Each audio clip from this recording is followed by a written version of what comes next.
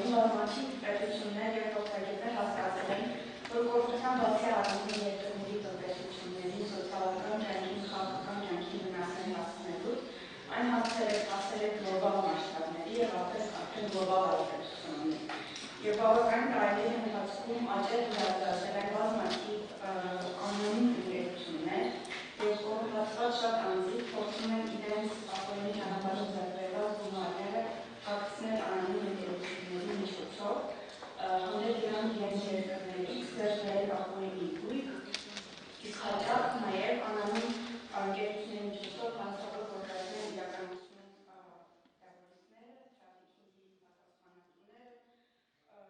հակերուսուսացողները, թմրամիջոցների ալեկտրականները։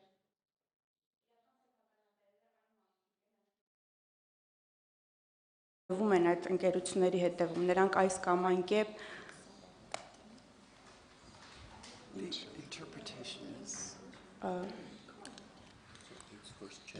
մի րոպե կներեք։ Մի րոպե կներեք։ It's for all.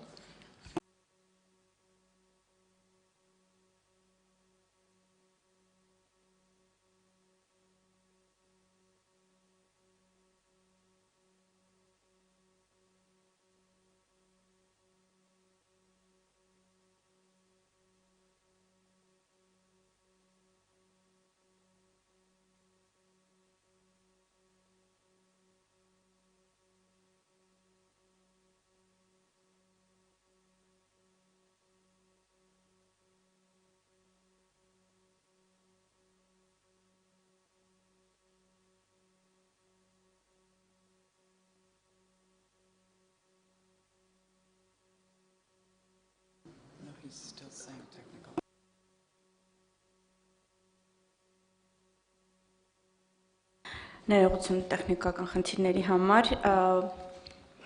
Ես կրկնեմ, որ մի փոքր կրկնեմ մեր հյուրերի համար, վերջին տարիներին կոռուպցիան հասկանալի արդեն դարել, որ կոռուպցիան անցնում է պետությունների սահմանները եւ բացի պետությունների սոցիալական, քաղաքական, տնտեսական կյանքին վնաս հասցնելուց այն հասել է գլոբալ մասշտաբների եւ հաճախ կոռուպցիոն դրսևորումները տեղի են ունենում անանուն ընկերությունների միջոցով, որոնց հետևում թաքնված են ապօրինի ճանապարհով հարստություն կուտակած պետական պաշտոնյաներ եւ բացի դրանից անանուն ընկերությունների միջոցով շատ հաճախ տեղի են ունենում այնպիսի հանցավոր գործարքներ, ինչպիսիք են թրաֆիքինգը, թմրամիջոցների վաճառքը, ապօրինի այդ հարստության թաքցնելը եւ այլն։ Եվ ներկայում ընթանում են աշխարհում բավականին գործընթացներ, որոնք միտված են բացահայտելու իրական սեփականատերերին։ Այդ գործընթացների շրջանակում է օրինակ տնտեսական համագործակցության եւ զարգացման կազմակերպության կողմից վարվող հարկային նպատակներով թափանցիկության եւ տեղեկատվության փոխանակման գլոբալ ֆորումը, Եվրոմիությունը ունի փողերի լվացման հատուկ դիրեկտիվ, G8, G20, այդ 8-յակի եւ 20-յակի խմբերն են նրանք առաջ տանում օրակարգ, որպեսզի հնարավորինս բացահայտեն իրական սեփականատերերի աշխարհով մեկ։ Եվ Transparency International եւս գլոբալ մակարդակով ջատագովում է ինչպես այդ կազմակերպություններին, այնպես էլ պետություններին, որպեսզի իրական սեփականատերերի թափանցիկության քաղաքականություններ իրականացվեն պետություններում։ Եվ նաեւ հատուկ ջանքեր են ներդրվել Transparency կողմից, որպեսզի բաց գործընկերության համագործակցության, բաց կառավարության գործընկերության շրջանակներում եւս մտնի իրական սեփականատերերի թափանցիկությանը միտված միջոցառումը, օգտվելով OGP, ես այդպես կարճ եթե կարելի ասեմ, օգտվելով OGP ժամանակային պահանջներից, հաշվետվողականության մեխանիզմներից, փորձի փոխանակման եւ տեխնիկական աջակցության հնարավորություններից։ Ուրախ եմ, որ Հայաստանի Հանրապետություն առաջատարներից է, որ OGP-ի 4-րդ ծրագրում ներառել է իրական սեփականատերերի բաց հանրային գրանցամատյանի ներդրում եւ 20 թվականի վերջում հանրային հասանելի գրանցամատյանը բաց պետք է լինի հանրության համար։ Եվ պետք է նշել, որ Հայաստանը իրականում իրական սեփականատերերի բացահայտման գործընթացը սկսել է հանգամանքների բերումով ավելի վաղ, քանի որ Հայաստանը դարձել է 2017 թվականին արդյունահանող ճյուղերի թափանցիկության նախաձեռնության անդամ եւ դրա շրջանակներում 2016-ին արդեն իսկ իրական սեփականատերերի բացահայտման պահանջը ամրագրվել էր որպես EITI այդ ICT-ի ստանդարտ, Հայաստանը արդեն իսկ սկսել էր այդ գործընթացը եւ ես ուրախ եմ, որ Հայաստանի Հանրապետության կառավարությունը ICT-ի գործընկերները ինչպես հեղափոխությունից առաջ այնպես էլ հետո նրանք բավական առաջատար, այդպես առաջ են մղել այս օրակարգը։ Այսքանը ես ուզում եմ ողջունել մեր հյուրերին, որ այսօր եկել են մասնակցելու այս միջոցառմանը։ Բացման խոսքով հանդես կգա Ռուստամ Բադասյանը, Հայաստանի Հանրապետության արդարադատության նախարար, Դեբորա Գրիզերը, ԱՄՆ միջազգային զարգացման գործակալության հայաստանյան առաքելության տնօրենը, Սանջայ Պրաթանը, բաց կառավարության գործընկերության գլխավոր գործադիր տնօրենը, Լիաննա Ղալթախչյանը, վարչապետի աշխատակազմի ղեկավարի տեղակալը, եւ Թոմ Թաունսենդը, բաց սեփականության նախաձեռնության ծրագրի գործադիր տնօրենը։ Եվ ես սիրով խոսքը փոխանցում եմ պարոն Բադասյանին բացման խոսք ասելու համար։ Շնորհակալություն. Dear Madam Grizer, dear Mr. Pradhan, colleagues, ladies and gentlemen. I am pleased to join you at this workshop, and I would like to first of all thank our partners from OGP, USAID, and Transparency International for making this event possible. Today we are going to touch and try to address a global phenomenon which is the beneficial ownership transparency, the importance of which is being growingly recognized at different levels, nationally and globally. In recent years, especially after certain scandalous leaks, governments all over the world have come to recognize the importance of availability of beneficial ownership information as a means to effectively fight against tax evasion, money laundering, and corruption offenses. Transnational by nature, these criminal activities generate real costs for markets and for people, and especially hurt the poorest in society. So, to end the criminal abuse of companies, we need to find and establish efficient ways to share and access high quality and up-to-date data about who owns and controls them. What comes to the national level, I should state that these issues are quite acute in my country. Having said this, Armenian authorities are like never before committed to work towards effective disclosure of beneficial ownership information, among other things under commitments expressed in OGP Action Plan approved by the Armenian government. The Ministry of Justice, as a leading entity for reforms in beneficial ownership disclosure, is willing and capable to work closely with our international partners to ensure that our reform roadmap corresponds to best international practice and reflects the interests of all stakeholders, private and public. Notwithstanding our full commitment, the creation of a successful beneficial ownership disclosure system is a challenging task, especially since it seems that there are no straightforward solutions for establishment of effective supervision and verification mechanism. This refers to issues like sources of information, the use of that information as evidence, and fraud disclosure techniques. I am hopeful that with the assistance of invited experts and mutual efforts of all present today, we will find best ways to proceed toward introduction of efficient systems of disclosure in Armenia. It is double pleasure for me that parallel to policies and strategies, and besides of today's very useful workshop, we are going to do another tangible step toward further capacitating our institutions to lead and implement the reforms on beneficial ownership transparency at the proper professional level. Particularly, we are going to sign today a memorandum of understanding between the government and the open ownership on technical assistance to support beneficial ownership transparency. I am convinced that this cooperation framework will contribute to Armenia's commitment for beneficial ownership transparency, as well as, in broader sense, its effective fight of corruption.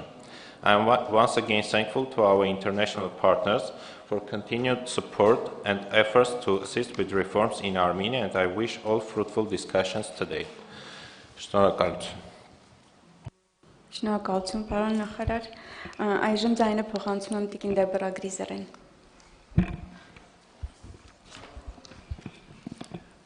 Barry Luis, good morning, everyone. Minister of Justice, Mr. Badassian, partners at OGP Armenia and Transparency International Anti-Corruption Center, honorable guests, ladies and gentlemen, it's a great pleasure to greet you on behalf of the United States Agency for International Development and to launch this important discussion on beneficial ownership transparency.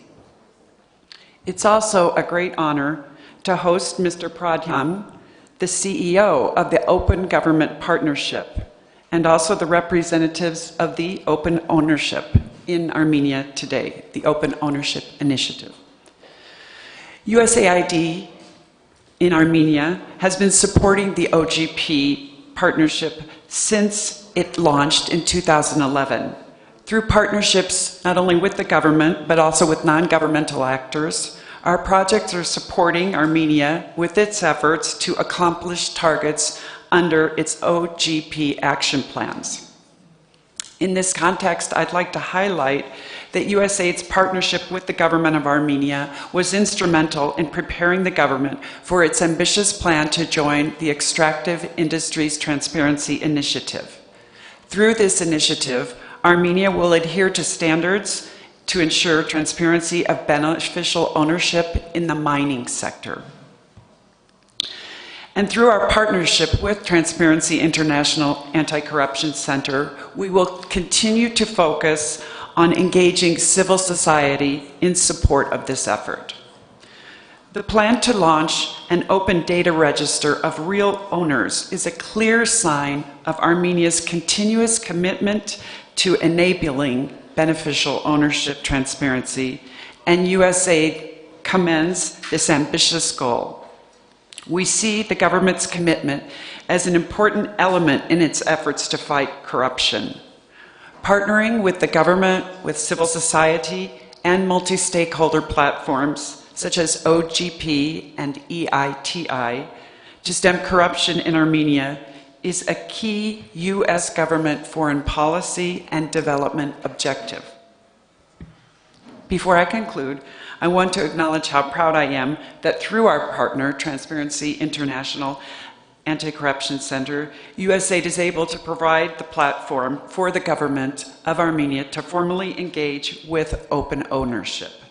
This collaboration will create a more transparent and accountable corporate environment that we hope will inspire investors' confidence and increase the chances of investment in Armenia. I trust that the signing of this memorandum of understanding today will be just the start of a fruitful collaboration that will lead to Armenia's adherence to open data principles and international best practices. Providing transparent information on real owners is an active step on combating corruption and increases all Armenians' trust in their government. Our collaboration today gets us closer to that vision. Thank you. Շնորհակալություն. Շնորհակալություն Տիկին Գրիզեր, բացման խոսքի եւ նաեւ տարիներ շարունակ ցուցաբերած աջակցության համար բաց կառավարման գործընկերությանը եւ EITI-ին անշուշտ։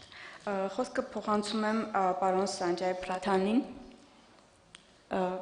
բաց կառավարության գործընկերության գործադիր գլխավոր տնօրենին բացման խոսքի համար։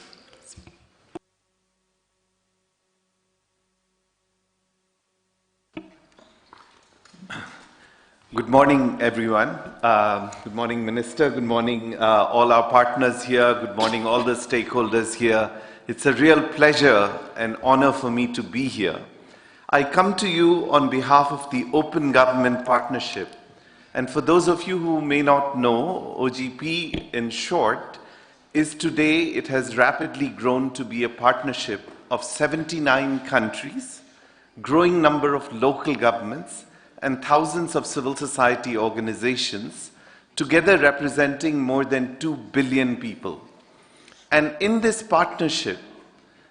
we see Armenia as a bright spot. It is a bright spot for democracy in our world, where we see rising authoritarianism.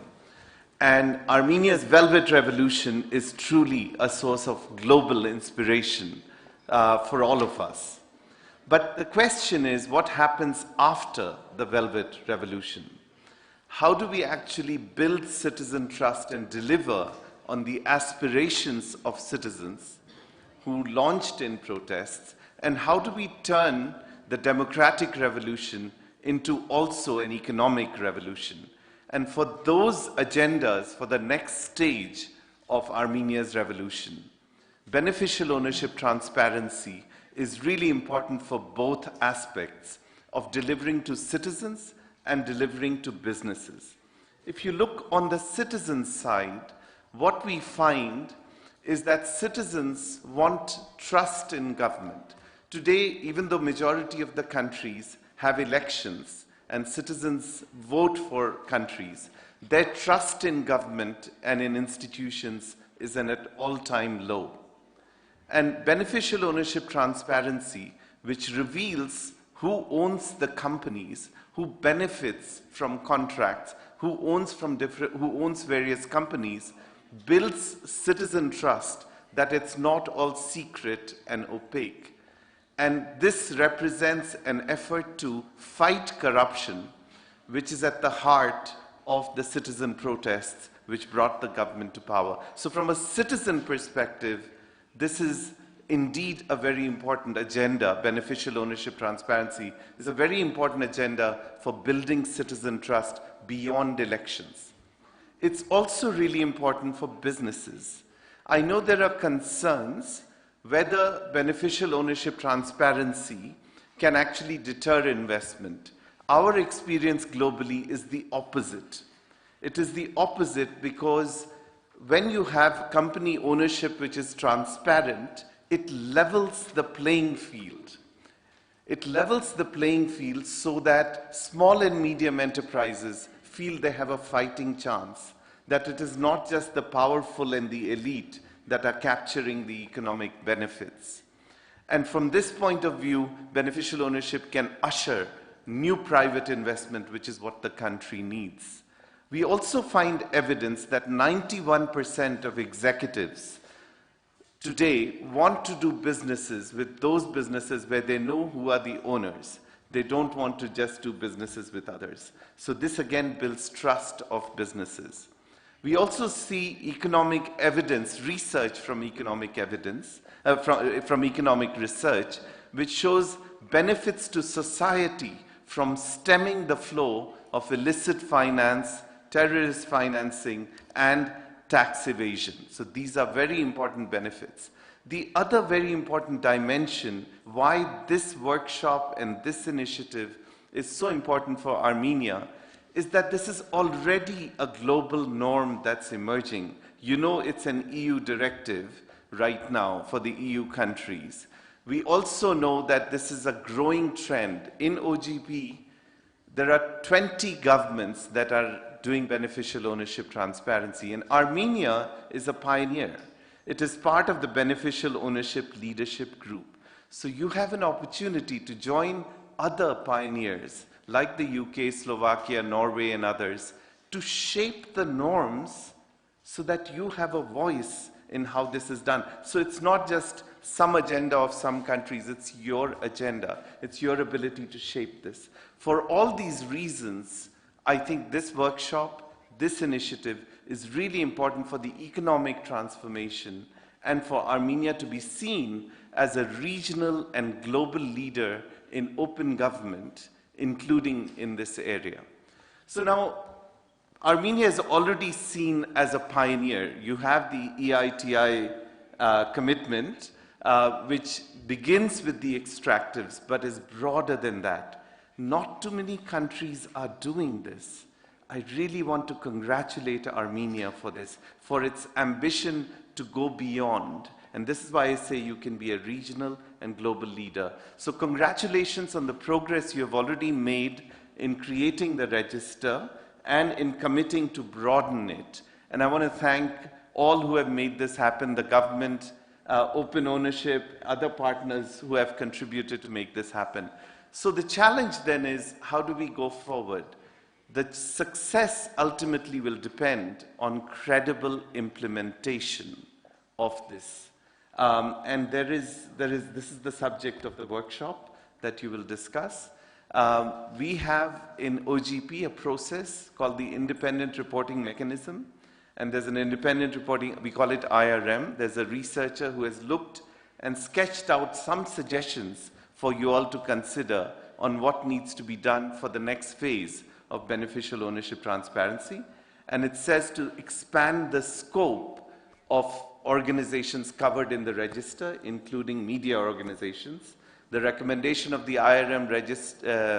researcher is also to enhance international engagement so we can have more access to information from foreign registries and to ensure there is penalties for companies that don't report.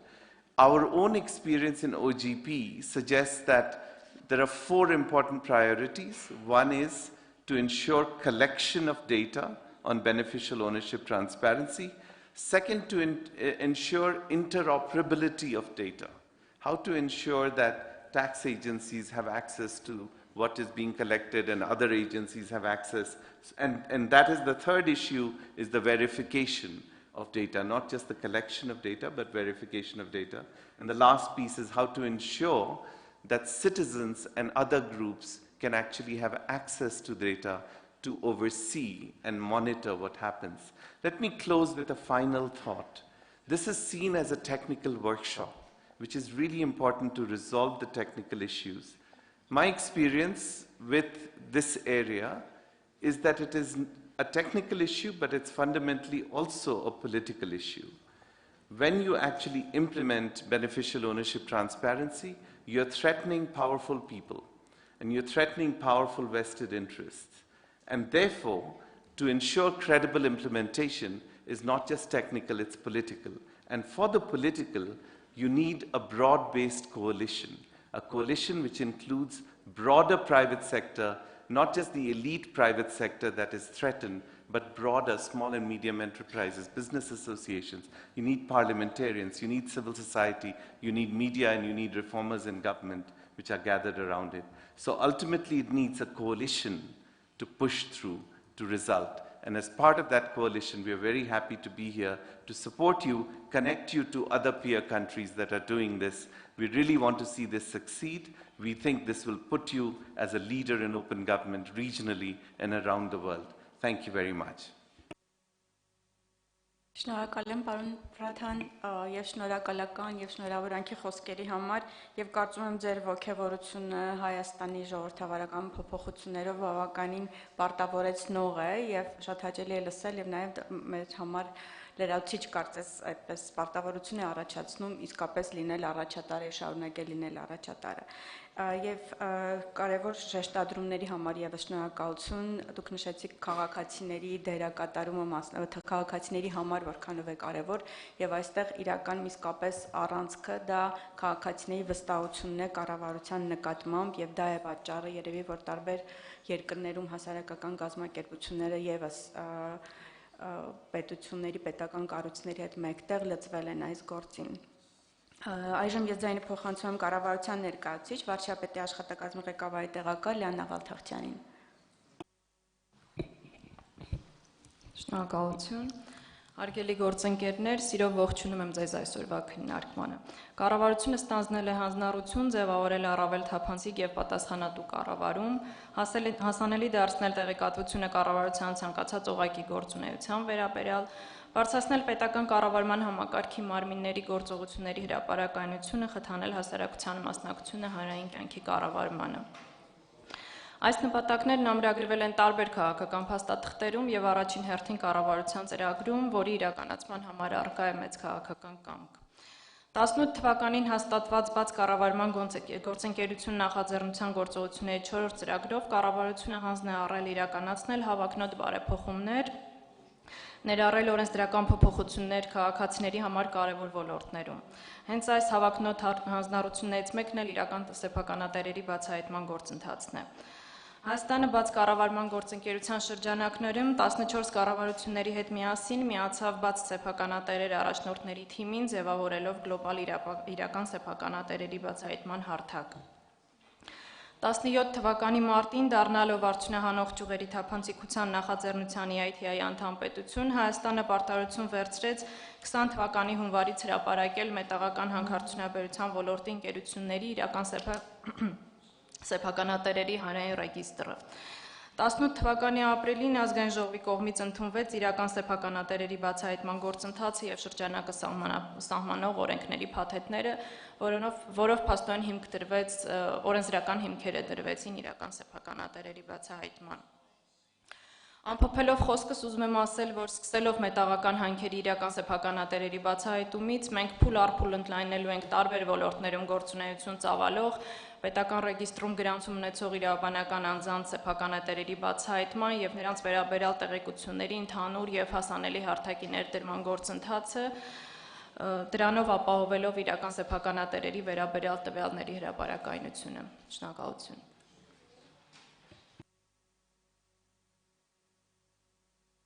Շնորհակալություն։ Այժմ ձայնը փոխանցում եմ պարոն Թոմ Թաունսենդին, բաց սեփականության նախաձեռնության ծրագրի գործադիր տնօրեն։ Բաց սեփականության երևի ապագան խոսքի մեջ պարզապես անգլերեն տարբերակով կնշենք open ownership։ Minister, distinguished guests, ladies and gentlemen, good morning. My name is Tom Townsend. I'm the Executive Director of Open Ownership. And I'd like firstly to thank the government of the Republic of Armenia, Transparency International, USAID, OGP, and other partners for organising what will be a fantastic event here this morning. Open ownership exists to support governments around the world, civil society and business to implement these challenging policy reforms to reveal the true owners and beneficiaries of companies in your jurisdictions. As has been mentioned by speakers previously, these reforms are not easy. They are technically hard to implement, they are politically challenging to implement, and Armenia is a leader for choosing to do so at this time, and I commend your ambition, and Open Ownership stands ready to support you in any way we can to achieve this. It's a pleasure this morning to sign a Memorandum of Understanding to underpin this support, and we look forward to delivering high-quality technical support to the government of Armenia and partners over the coming months to work through the range of technical challenges and opportunities that exist with implementing these reforms. I'll close there as we're short on time, but again, thank you for all coming this morning, and I look forward to our partnership. Շնորհակալություն, պարոն Թաունսենդ, ուզում եմ նշել, որ open ownership-ը աշխարհում առաջատար նախաձեռնությունն է իրական սեփականատերերի թափանցիկության գործառույթը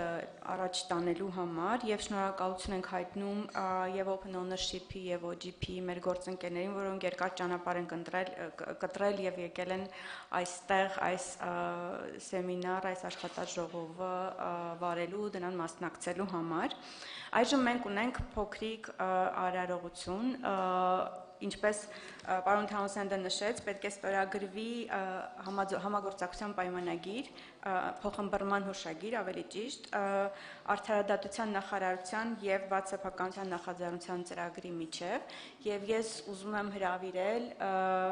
պարոն Բադասյանին, պարոն նախարարին եւ պարոն Թաունսենդին մոտենալ այն սեղանին, որտեղ կլինի այդ արարողակարգը։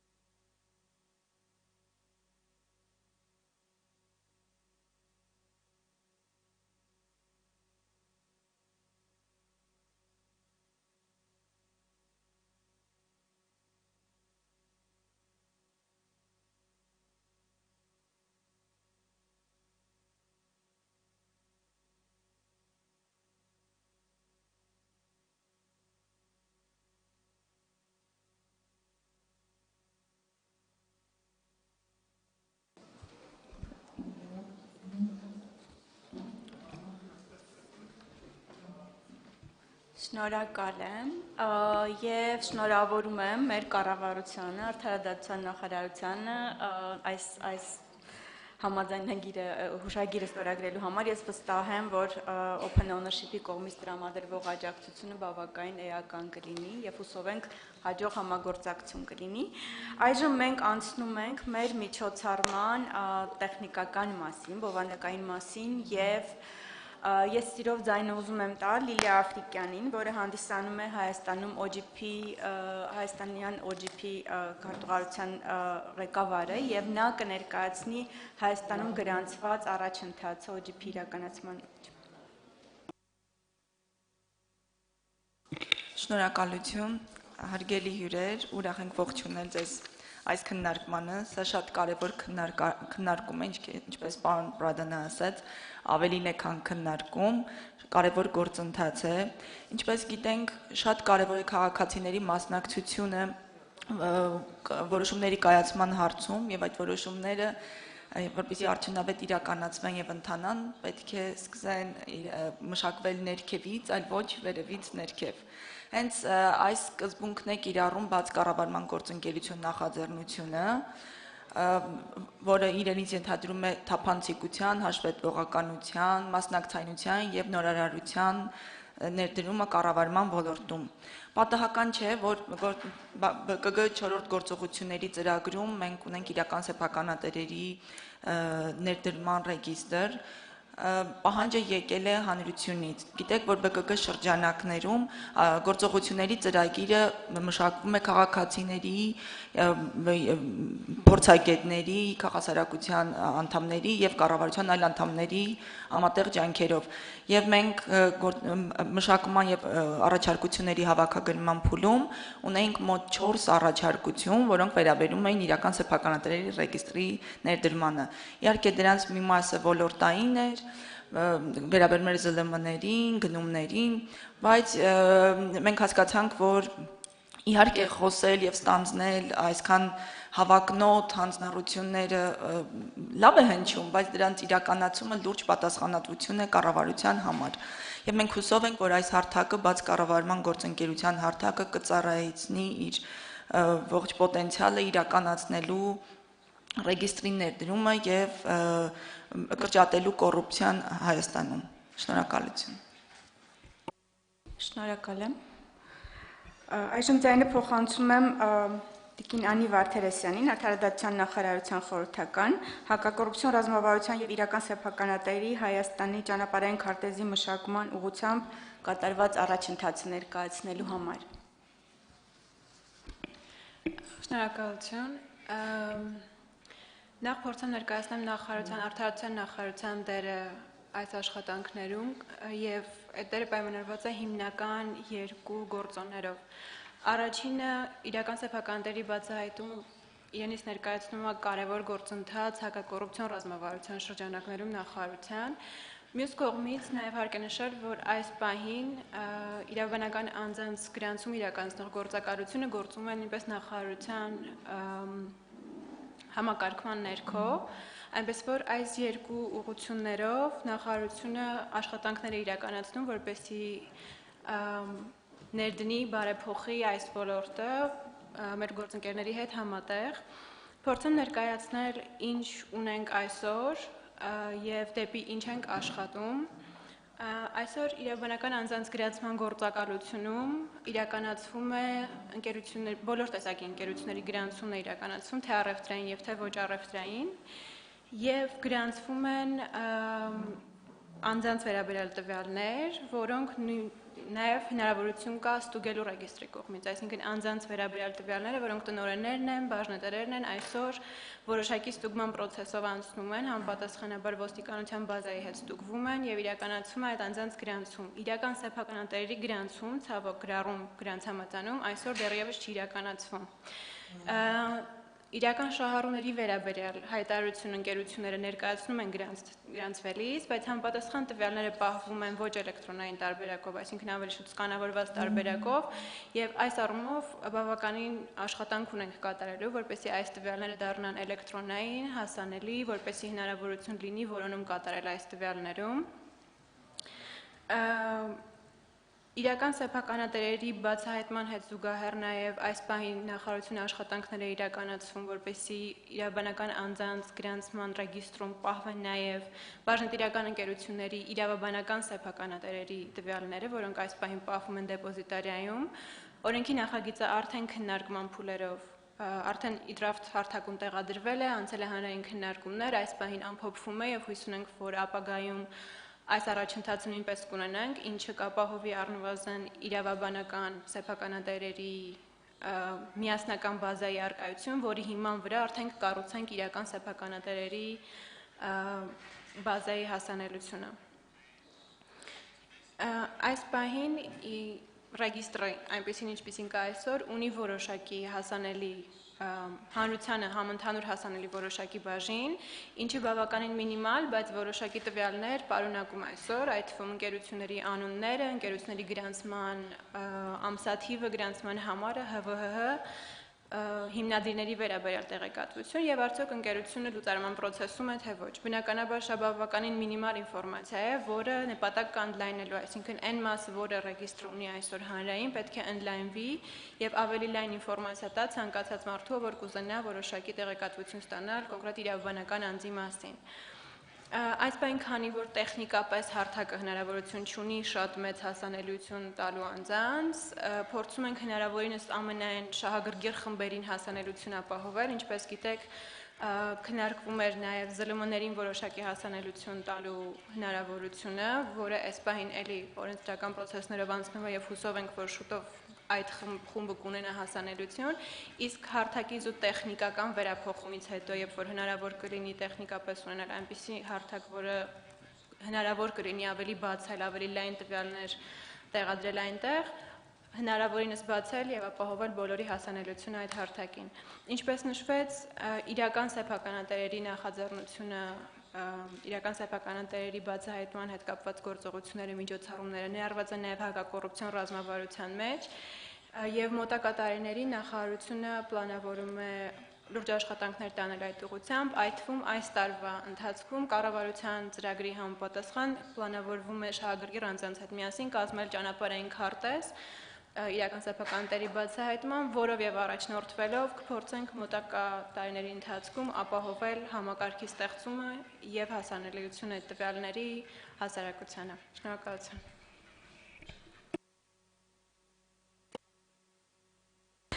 Ես շարունակեմ, Լիլիան պետք է շարունակեր։ Շնորհակալություն Տիկին Բարթերեսյան։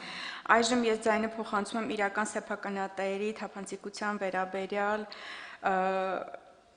ԱՃԹՆ հայաստանյան գործընթացի վերաբերյալ առաջընթացը ներկայացնելու համար Լուսինե Թովմասյանին, ԱՃԹՆ քարտուղարության ղեկավար եւ Լիլիա Շուշանյանին, տարածքային կառավարման եւ ենթակառուցվածքների նախարարի տեղակալ։ Շնորհակալություն։ Ինչպես արդեն նշվեց, գործընթացը սկսում ենք հանքարդյունաբերության ոլորտից եւ ինչպես Հայաստանում, այնպես էլ աշխարհի բազմաթիվ երկրներում հանքարդյունաբերության ոլորտը համարվում է առավել զգայուն ոլորտ, քանի որ բնական ռեսուրսները պատկանում են պետությանը, պատկանում են ժողովրդին եւ այս պարագայում շատ երկրներում եղել են եւ նույնիսկ հիմա առկա են բազմաթիվ կոռուպցիոն ռիսկեր եւ արդյունահանող ճյուղերի թափանցիկության նախաձեռնությունը Ոլորտի իրական թափանցիկությունը ապահովելու նպատակով չէր կարող շրջանցել հենց իրական սեփականատերերի բացահայտմանը եւ արդեն 16 թվականից ստանդարտում պարտադիր պահանջ մտավ, որ ԱՃԹՆ իրականացնող երկրները պետք է 20 թվականից հանրային ռեգիստր ունենան, որտեղ կներկայացվի ոլորտում գործող ընկերությունների իրական սեփականատերերին եւ փաստորեն 2017 թվականի մարտից Հայաստանը դառնալով EITI-ի անդամ պետություն ստանձնեց նման պարտավորություն եւ փաստորեն սկսվեց գործընթացը, որը երևի թե սկզբից չէր ակնկալվում, որ բազմաթիվ մարտահրավերներով լի գործընթաց կլինի եւ process-ը բավականին բարդ է։ Այս առումով որոշակի քայլերով հեշտացվել է process-ը այն առումով, որ EITI-ը տրամադրում է որոշակի ստանդարտ կամ ուղեցույց, թե ինչն է այն պարտադիր տվյալը, որը պետք է ներկայացվի իրական սեփականատերերի վերաբերյալ, ինչպես նաև ունենք բազմաթիվ բազմաթիվ երկրների փորձ, որոշ երկրներ համարվում են առաջատար երկրներ, որոնց փորձը Հայաստանը կարող է օգտագործել գուցե ավելի լավ համակարգ ստեղծելու համար, եւ ուզում եմ առանձնացնել, որ շատ կարեւոր էր, որ այս process-ը սկսվեց բազմակողմ համագործակցության միջոցով, քանի որ EITI-ը ենթադրում է եռակողմ հանքարդյունաբերող ընկերություններ, քաղաքացիական հասարակություն եւ կառավարություն համագործակցություն, եւ այս առումով կոնսենսուսի միջոցով ընդունված որոշումները, ընդունված այդ իրավական ակտերը եւ կարգավորումները դարձնում են առավել ընդունելի բոլոր կողմից։ Պետք է նշեմ, որ գործընթացը սկսվել է իրական սեփականատերերի բացահայտման ճանապարհային քարտեզի ստեղծումից, որը հրապարակվեց 18 թվականի հունվարին, ստեղծվեց միջգերատեսչական աշխատանքային խումբ, որ մինչ այժմ գործում է եւ ներկայումս արդեն վերջնականացման փուլում են իրական սեփականատերերի ներկայացման հայտարարագրի ձևի եւ ներկայացվող տվյալների շրջանակի, ինչպես նաեւ հրապարակվող տվյալների շրջանակի աշխատանքները եւ շատ ուրախ եմ, որ հանդիպումները ընթանում են կրկին բազմակողմ մասնակցությամբ եւ մեծ ակտիվություն է դրսեւորվում այդ հանդիպումներում։ Աշխատանքների ընթացքում մեզ աջակցել են մեր գործընկեր կազմակերպությունները, վզեբը օգնեց իրավական վերլուծություն անել, ուսումնասիրել միջազգային փորձը եւ ներկայացնել իրական սեփականատերերի սահմանումը, որը եւ հիմք դարձավ, որպեսզի մեր օրենսդրությունը ընդունվի, եւ պիտի ասեմ, որ բավականին համակողմանի սահմանում ունենք իրական սեփականատերերի եւ գուցե ավելի խորն է ներկայացնում իրական սեփականատիրությունը, քան մի շարք երկրներում, եւ ներկայումս աշխատում ենք Գերմանիայի զարգացման գործակալության GIZ-ի եւ Համաշխարհային բանկի հետ, որպեսզի կարողանանք 2020 թվականի հունվարից ապահովել իրական սեփականատերերի հանրային ռեգիստրը։ Պետք է մի քանի խոսք ասեմ նաև EITI-ի եւ բազմաշահառու խմբի մոտեցման մասին բաց տվյալների հետ կապված։ EITI-ը մեծ կարևորություն է հաղորդում, որպեսզի ռեգիստրները, որոնք ներկայացնում են տվյալներ ոլորտի թափանցիկության հաշվետվողականության վերաբերյալ, հնարավորինս ներկայացվեն բաց տվյալների սկզբունքով, եւ Հայաստանում ծրագրային ապահովման տեխնիկական առաջադրանքը մշակելիս մենք հիմք ենք ընդունել այս բաց տվյալների ներկայացման սկզբունքը։ Իհարկե մենք կհամագործակցենք մի շարք այլ կազմակերպությունների, նույն open ownership-ի կամ այլ կազմակերպությունների այլ բաց ստանդարտների հետ, որպեսզի կարողանանք հիմք դնել այն լավագույն տեխնիկական միջոց ներկայացմանը, որը ապագայում հիմք կլինի ավելի մեծ ռեգիստրի կառուցմանը, բայց պիտի ասեմ, մի քանի բան պիտի շեշտեմ, որ բացի բաց տվյալներից, որոնք հնարավորություն կտան ներկայացված տվյալները օգտագործողի համար պահպանել եւ օգտագործել այդ բաց տվյալների սկզբունքով, Excel, Word կամ ավելի բաց տվյալներն են, նաև EITI-ի շրջանակում հանքարդյունաբերող ընկերությունների իրական սեփականատերերի տվյալները հասանելի են լինելու անվճար, քննարկում ենք նաև open source ֆորմատի գործածության հնարավորությունը հենց սկզբից, փորձելու ենք հանքարդյունաբերող ընկերությունների, հայտարարագիր ներկայացնող ընկերությունների համար ստեղծել հնարավորություն հենց առաջին հայտարարագրերը ներկայացնել on-line հարթակի միջոցով, որը հնարավորություն կտա խուսափել մի շարք տեխնիկական սխալների իրականացումից, սակայն ամեն դեպքում հաշվի առնելով սեղմ ժամկետները, սկզբնական շրջանում նաև կպահպանվի հնարավորությունը ընկերությունների կողմից թղթային հայտարարագրեր ներկայացնելու, եւ նաև երևի թե այսքանը շրջանակի վերաբերյալ Տիկին Շուշանյանը կներկայացնի, կրկին ներկայումս համագործակցում ենք բոլոր կողմերի հետ ունենալու համար, բոլոր կողմերի համար ընդունելի տարբերակ, որը նաև ես հուսով եմ հիմք կդնի արդյունավետ փոքր մեխանիզմի ստեղծմանը, որի արդյունքում կունենանք ավելի ընդգրկուն եւ տնտեսության այլ ոլորտները ներառող բարձր թափանցիկություն ապահովող իրական սեփականության համակարգ։ Շնորհակալություն։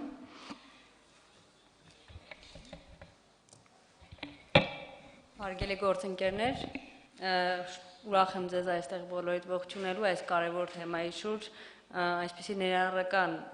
կազմ հավաքելու եւ շարունակական ջանքեր գործադրելու համար։ Իմ ուրախությունը պայմանավորված է նաեւ նրանով, որ 2 տարի առաջ սկսած գործը մեր տեսլականը մենք կարելի ասել այսօր առարկայական արդեն արդյունքները տեսնում ենք եւ եթե խոսեմ բարեփոխման կարեւորության մասին, զուտ շատ պետք է անհրաժեշտ եմ համարում ընդգծել, որ սա զուտ ընթացակարգային բարելավում չէ, սա ինչ որ նեղ հարցի լուծում չէ, սա նոր համակարգաստեղծ, այսպես ասած, բարեփոխում է, որը նոր մշակույթ է բերում մեր երկրում եւ խոսքը ոչ միայն պետական կառավարման բարելավման մասին է, կոռուպցիայի դեմ պայքարի մասին է, այլ թե պետական կառավարման եւ թե բիզնես միջավայրի բարեվարկության բարձրացման մասին է։ Եվ այս ճանապարհը նշեմ, որ մենք սկսեցինք ճիշտ է EITA շրջանակներում եւ անդրադարձանք հենց հանքարդյունաբերության ոլորտին, սակայն այստեղ ընդգրկեցինք անխտիր բոլոր շահառուներին, ես չեմ վարանի ասել, որ բոլոր շահառուները, բոլոր շահագրգիռ կողմերը ի սկզբանե ներգրաված են եղել գործընթացում, որով եւ պայմանավորում են մեր հաջողությունը։ Եվ բացի այդ մենք սկսեցինք շատ կարևոր փուլից, որն էր հենց ուսումնասիրություններ աշխարհում առկա բոլոր փորձերի, աշխարհում առկա բոլոր ստանդարտների եւ փաստաթղթերի, որպիսի եթե կա որևէ տեղ ինչ որ լուծում տրված, որևէ տեղ լավ փորձ, մենք դա բաց չթողնենք եւ Հայաստանը իր հերթին արդեն կարողանար նոր լուծումներով հանդես գալ։ Այսինքն հաջողական գրավականը այս փուլում ես համարում եմ ներառականությունը գործընթացում բոլոր կողմերի, քաղաքասարակության, բիզնեսի, կառավարության, մեր միջազգային գործընկերների։ Իդեմ այսօր մենք ունենք շատ հուսալի գործընկեր Գերմանիայի կառավարության տեսքով, իդեմ մեր GIZ-ի ներկայացուցիչների։ Մենք սկսել ենք գործընթացը դեռևս EBRD փորձագետների ներգրավմամբ, մենք այսօր շարունակում ենք համաշխարհային բանկի աջակցությամբ եւ համոզված եմ, որ սա այն թեման է, որի շուրջ թե միջազգային գործընկերները եւ թե շահառուները այլ միշտ համախմբված են լինելու։ Եվ շատ կարևոր է նշել տեսլականի մասով, որ մենք հաջողության հաջորդ գրավականը այն էր, որ ի սկզբանե 5-10 տարի առաջ դիտարկելով այս բարեփոխումը դրեցիք ճիշտ ուղղության վրա, եթե մենք զուտ հանքարդյունաբերության ոլորտում բարեփոխումը անենք, մենք արդեն գերազանցիկ կհամարվենք, այսինքն մենք մեր առջև դրված խնդիրը կլուծենք 5 գումարած գնահատականով, սակայն իրականում մենք չենք ուզում գերազանցիկ լինել եւ այդ 5 գնահատականը ստանալ, մենք ուզում ենք մեր երկրում, ինչպես խոսքից առաջնամասում նշեցի, լինենք մշակույթ ստեղծող, նոր համակարգ ստեղծող բարեփոխման հիմնադիրներից։ Եվ այսօր եւս մեկ անգամ նշեմ, որ դրանով պայմանավորված շատ ուրախ եմ, որ մենք այս փուլին ենք հասել։ Եթե խոսենք արդեն օրենսդրական բարեփոխումներից, ապա դեռևս գարնանը մենք ընդունեցինք ներկայացրինք խորհրդարանում օրենսդրական բարեփոխում իրական սեփականատերի սահմանմամբ եւ համապատասխան հայտարարների ներկայացման պահանջով եւ պետք է նշեմ, որ չնայած մենք ուսումնասիրել ենք այդ պահին երևի թե հնարավոր ամեն ինչ, սակայն հաջողության, շարունակական հաջողության կարևոր գրավականը այն է, որ այն լինի կենթանի փաստաթուղթ։ Ամբողջ աշխարհը այսօր շարունակում է քննարկումները, շարունակում է լուծումներ փնտրել տարբեր հարցերի շուրջ եւ շարունակում է անընդհատ կատարելագործվել։ Այսինքն այնինչ մենք այսօր ընդունել ենք օրենսդրությամբ, մենք շարունակելու ենք անընդհատ սովորել միմյանցից եւ շարունակելու ենք բարեփոխել մեր համակարգը։ Միայն դա կարող է լինել հաջող իրագործման երաշխիք։ Եվ այս առումով որպես վկայություն նշեմ, որ դեռևս իրական սեփականատերերի հայտարարի վերջնաժամկետը, այսպես ասած, չլրանալու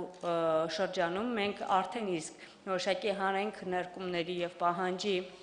արդյունքում կարողացանք հանդես գալ խորհրդարանում նոր առաջարկության, որպեսզի հանքարդյունաբերության ոլորտում անգամ կառավարման մարմիններում ընդգրկված բոլոր ֆիզիկական անձինք նույնպես համարվեն իրական սեփականատերեր։ Եվ սա իմ նախորդ ասացի ապացույցն է, որ այս փաստաթուղթը, այս օրենքները եւ այս համակարգը անընդհատ կատարելագործման եւ անընդհատ բարելավման կարիք են ունենալու։ Եվ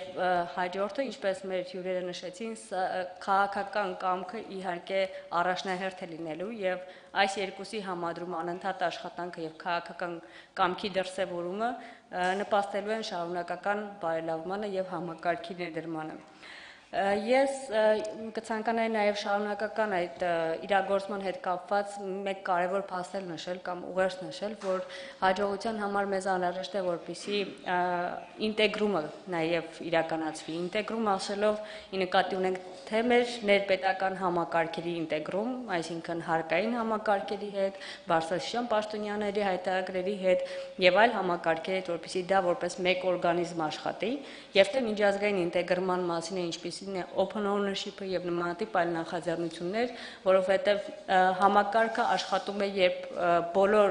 ինստիտուտները աշխատում են երկրի ներսում համատեղ եւ երկրները միմյանց հետ նույնպես համագործակցում են, որովհետեւ երկրի սահմանը հատելիս, եթե կտրվում է ամբողջ շղթան, ապա այս համակարգը նույնպես դառնում է անարդյունավետ։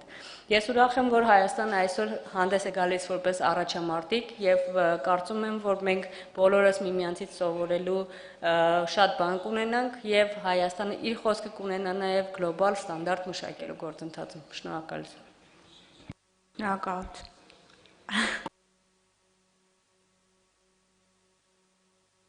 Շնորհակալություն։ Այժմ կցանկանայինք խոսքը փոխանցել բաց սեփականատերերի նախաձեռնության ներկայացուցիչ Լուիս Ռասել Պրիվատային, ներկայացնելու միջազգային փորձը իրական սեփականատերերի գործընթացի հետ կապված։ Նշեմ, որ ի սկզբանե այս գործընթացը նախաձեռնվել եւ մեկնարկվել է Մեծ Բրիտանիայի կառավարության կողմից ջանքերով եւ այսօր Լուիսը կներկայացնի այն փորձը, որ կուտակել են մինչ հիմա։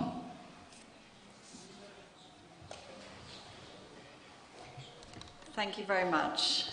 Thank you to the Government of Armenia, to Lilia, to OGP, Transparency International and other partners. It's a real pleasure to be here. And I'm Louise Russell Pravata, and I lead Open Ownership's technical assistance to governments that are implementing beneficial ownership transparency. We're delighted to be with you in Armenia, and I and our technical team look forward to collaborating with many of you here around this table. I've been asked to speak about international experiences of implementing beneficial ownership transparency and how this relates to Armenia's ambitions. But first, I think it's worth me briefly outlining how Open Ownership's technical assistance works. I have a couple of slides. I apologize that they are only in English, but the important ones are pictures.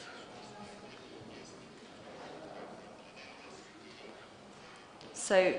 our overall aim is to support countries to publish high-quality beneficial ownership data that people across civil society, government, and the private sector can use to drive policy impact.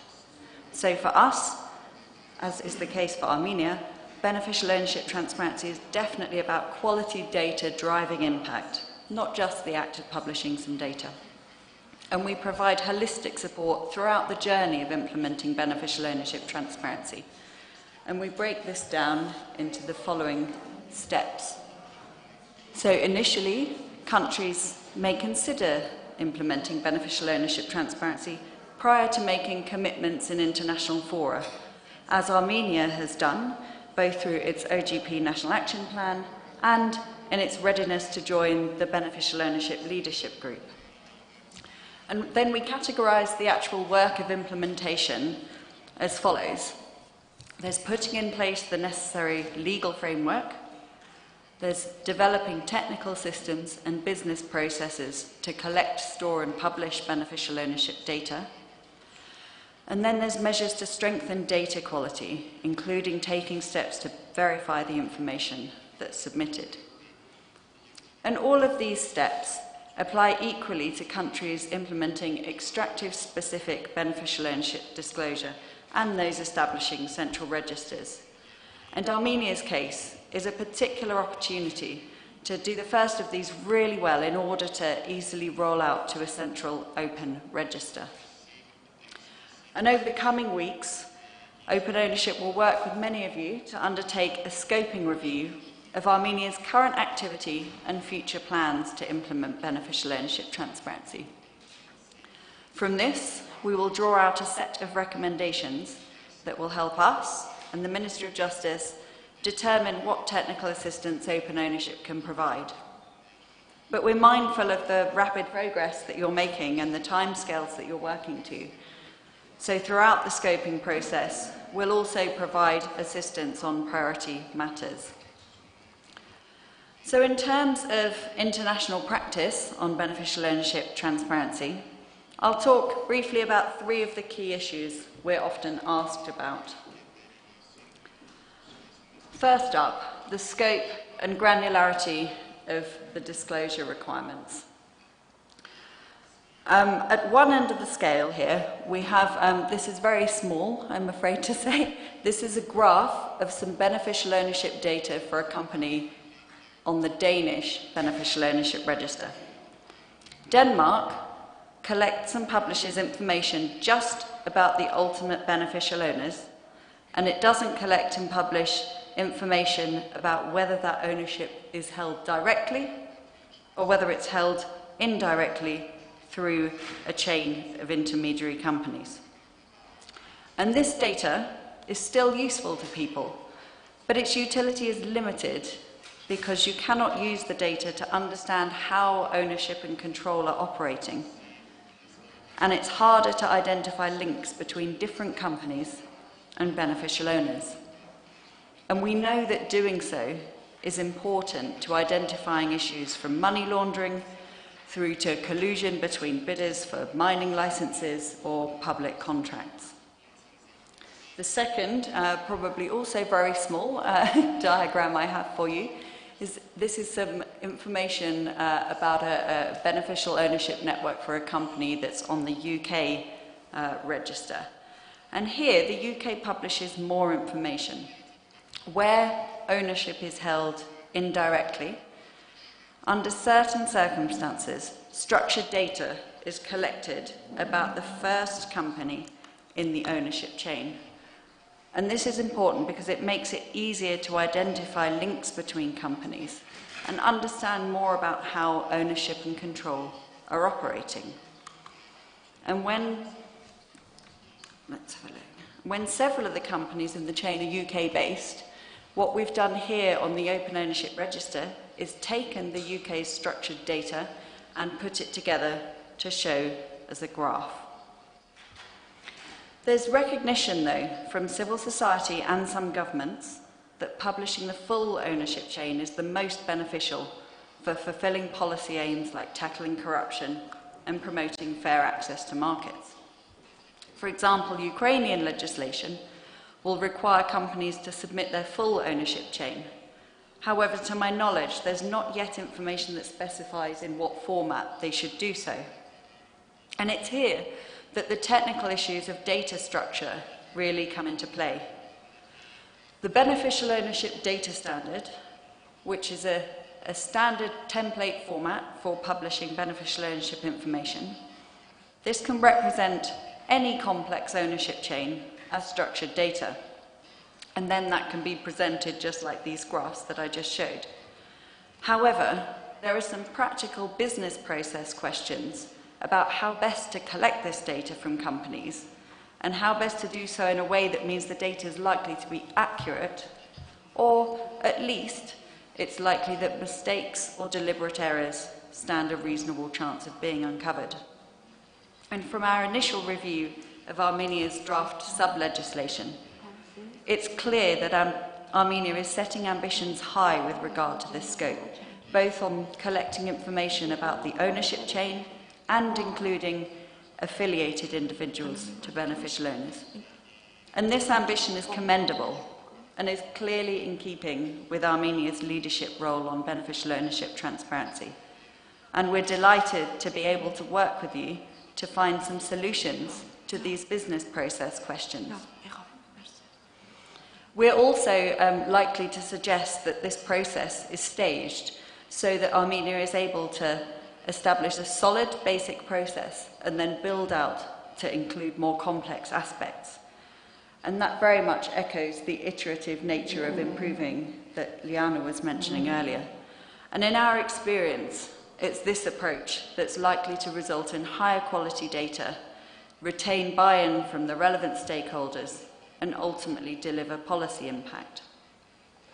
I'd also like to briefly touch on the use of thresholds to determine beneficial ownership, as this is again an area where we're seeing emerging practice.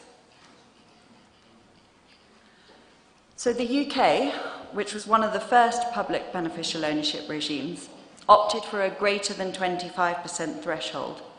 So only individuals that have over 25% ownership or control must register as beneficial owners. And a 25% threshold is viewed by Open Ownership, by many other actors in civil society, and also by the European Commission as somewhat problematic because it's relatively easy to game the disclosure requirements simply by having, say, 5 beneficial owners, each owning 20%. And indeed, here it's telling that a number of the newer beneficial ownership regimes that are under development are adopting lower thresholds. And I've put, it's very small, I'm afraid, on the slide, some examples, predominantly from EITI countries, of thresholds ranging from 0% through to 20%. And, for example, Ukraine, where we've been doing a lot of work, has opted for a 10% threshold. And a common concern that we have heard about the lowering of thresholds is that this will be burdensome for companies to comply with. And whilst the administrative burden might indeed be greater for companies with complex ownership structures, it's worth noting that based on UK beneficial ownership data, most companies are likely to have a small number of beneficial owners, so would not be affected by the use of a lower threshold. In the UK, for example, the average number of beneficial owners per entity is only 1.13. And there's a substantial policy benefit to opting for a lower threshold, as it makes it harder to circumvent the disclosure requirement. And this can particularly benefit the SMEs in helping level the playing field for their access to market. And these SMEs are unlikely to be affected by the lower threshold. I'll now touch briefly on publication format, as this is important for understanding how people will use beneficial ownership data to promote the intended policy impacts. And again, there's a variety of practices we're seeing in operation. But here, on publication format, and sorry, I don't have a slide for that actually, on publication format, there's a clear trajectory towards structured, open data as best practice. So it's superb that Armenia has committed to publishing its register as structured, open data in the format of the Beneficial Ownership Data Standard. And publishing to the Beneficial Ownership Data Standard makes it much easier for data users across government, across civil society, and the private sector to accurately interpret the data, to analyse it, and link it with other data sets. And these are crucial steps in enabling beneficial ownership data to drive policy impact. For example, the UK has an open data beneficial ownership register, and this has led to it being searched more than 2 billion times, and over 1/5 of businesses surveyed are using the register to support their work. In the UK, civil society have been able to analyse the data and uncover suspicious ownership structures, and they've then provided information to law enforcement to aid investigations. And this data use has also been important in ensuring that the UK's beneficial ownership register is seen as a genuine anti-corruption effort that has legitimacy amongst civil society. So the final area I'll touch on is verification, as this is a key concern for all of the governments that we support. And again, there are a variety of practices in operation around the world, both for information that is disclosed in public registers and information held in non-public registers. And there's wide acknowledgement that this area is both challenging and fast developing. So verification is critical to generating high-quality beneficial ownership information, but we find that the term is used to mean many different types of checks and processes. In general, we consider verification as breaking down to the three aspects that I've listed on the slide here, and I'll give some very brief examples of each in operation around the world. So authentication and authorization is simply ensuring that the person who is submitting beneficial ownership information is who they say they are, and that they have the authorization to make that declaration. In Estonia, for example, users require an e-identity card when they submit information to register a company, and this e-identity card is linked to a state-managed database. In Slovakia, responsibility for registering beneficial ownership information, which goes onto their register of public sector partners, this responsibility is delegated to locally based authorized persons, which include notaries, but also auditors and banks. And these steps serve to create a record of the person who's making the declaration, which, provided that adequate sanctions are in place and are able to be enforced, increases the risks to persons submitting false declarations. So the second step of verification is validation. And this is ensuring that the data submitted is what we describe as a legitimate possible value. So for example, a date of birth field for a living beneficial owner should not permit a year to be entered that would make them 200 years old. Validation reduces the possibility of mistakes and unintentional errors. And in doing this, it makes the deliberate errors much easier to detect. And there are some fairly simple technological fixes for this. For example, in the UK register, the date of birth field is now constrained to only enable people to enter a reasonable maximum age. And the final step is clearly the most complex, and we describe this as truth verification. And this is taking a series of steps to identify mistakes and irregularities in beneficial ownership data, which may indicate that the statement made is not true. And it's not impossible to verify whether a statement made is true, but it can be extremely resource intensive to do so. Slovakia has taken an innovative approach to mitigate this. And if information which has already been certified by authorized persons is queried as being potentially incorrect, provided the query is found to have merit, the burden of proving that the information is true falls to the entity that submitted it. And this approach works well because Slovakia's beneficial ownership data is open and anyone is permitted to raise a query. It is also supported by sanctions for non-compliance, which include fines and being prevented from undertaking contracts with the government. So my message overall is that there are some really innovative examples of good practice. They're often spread across different countries, and in some areas they're still emerging. So there's a real opportunity for Armenia to show leadership by implementing beneficial ownership transparency well and creating a central open register that's informed by a robust pilot in the extractive sector. And we wholeheartedly support the recognition that comprehensive beneficial ownership information covering all sectors is essential to tackling corruption and to promoting fair and open environment for business. And we look forward to supporting Armenia in your leadership role in achieving this. Thank you. Շնորհակալություն Լուիս։ Ինչպես ես նշեցի իմ խոսքում, իրական սեփականատերերի իրականացման հանձնառությունը եկել է հենց քաղաքասարակության ներկայացուցիչների, քաղաքացիների առաջարկներով, եւ մենք ունենք մեր բաց կառավարման գործընկերության թիմում երկու ակտիվ քաղաքացիական ներկայացուցիչներ, Սոնային գիտեք բոլորդ եւ Շուշանա Դոդյան, ով մի փոքր ուշ կմիանա մեզ։ Եվ կցանկանայի խոսքը տրամադրել Սոնային ներկայացնելու, թե ինչ խնդիրներ, ինչ պահանջ է տեսնում այդ ռեգիստրը համապարփակ կերպով Հայաստանում ներդնելու հետ կապված։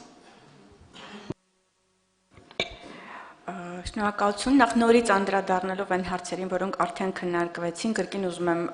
նշել, որ ԱՃԹՆ թիմը բավական մեծ աշխատանք է կատարել նախապատրաստելու այսօրվան եւ դա հիմք է տվել, որպեսզի նաեւ Հայաստանը այսօր առաջատար լինի եւ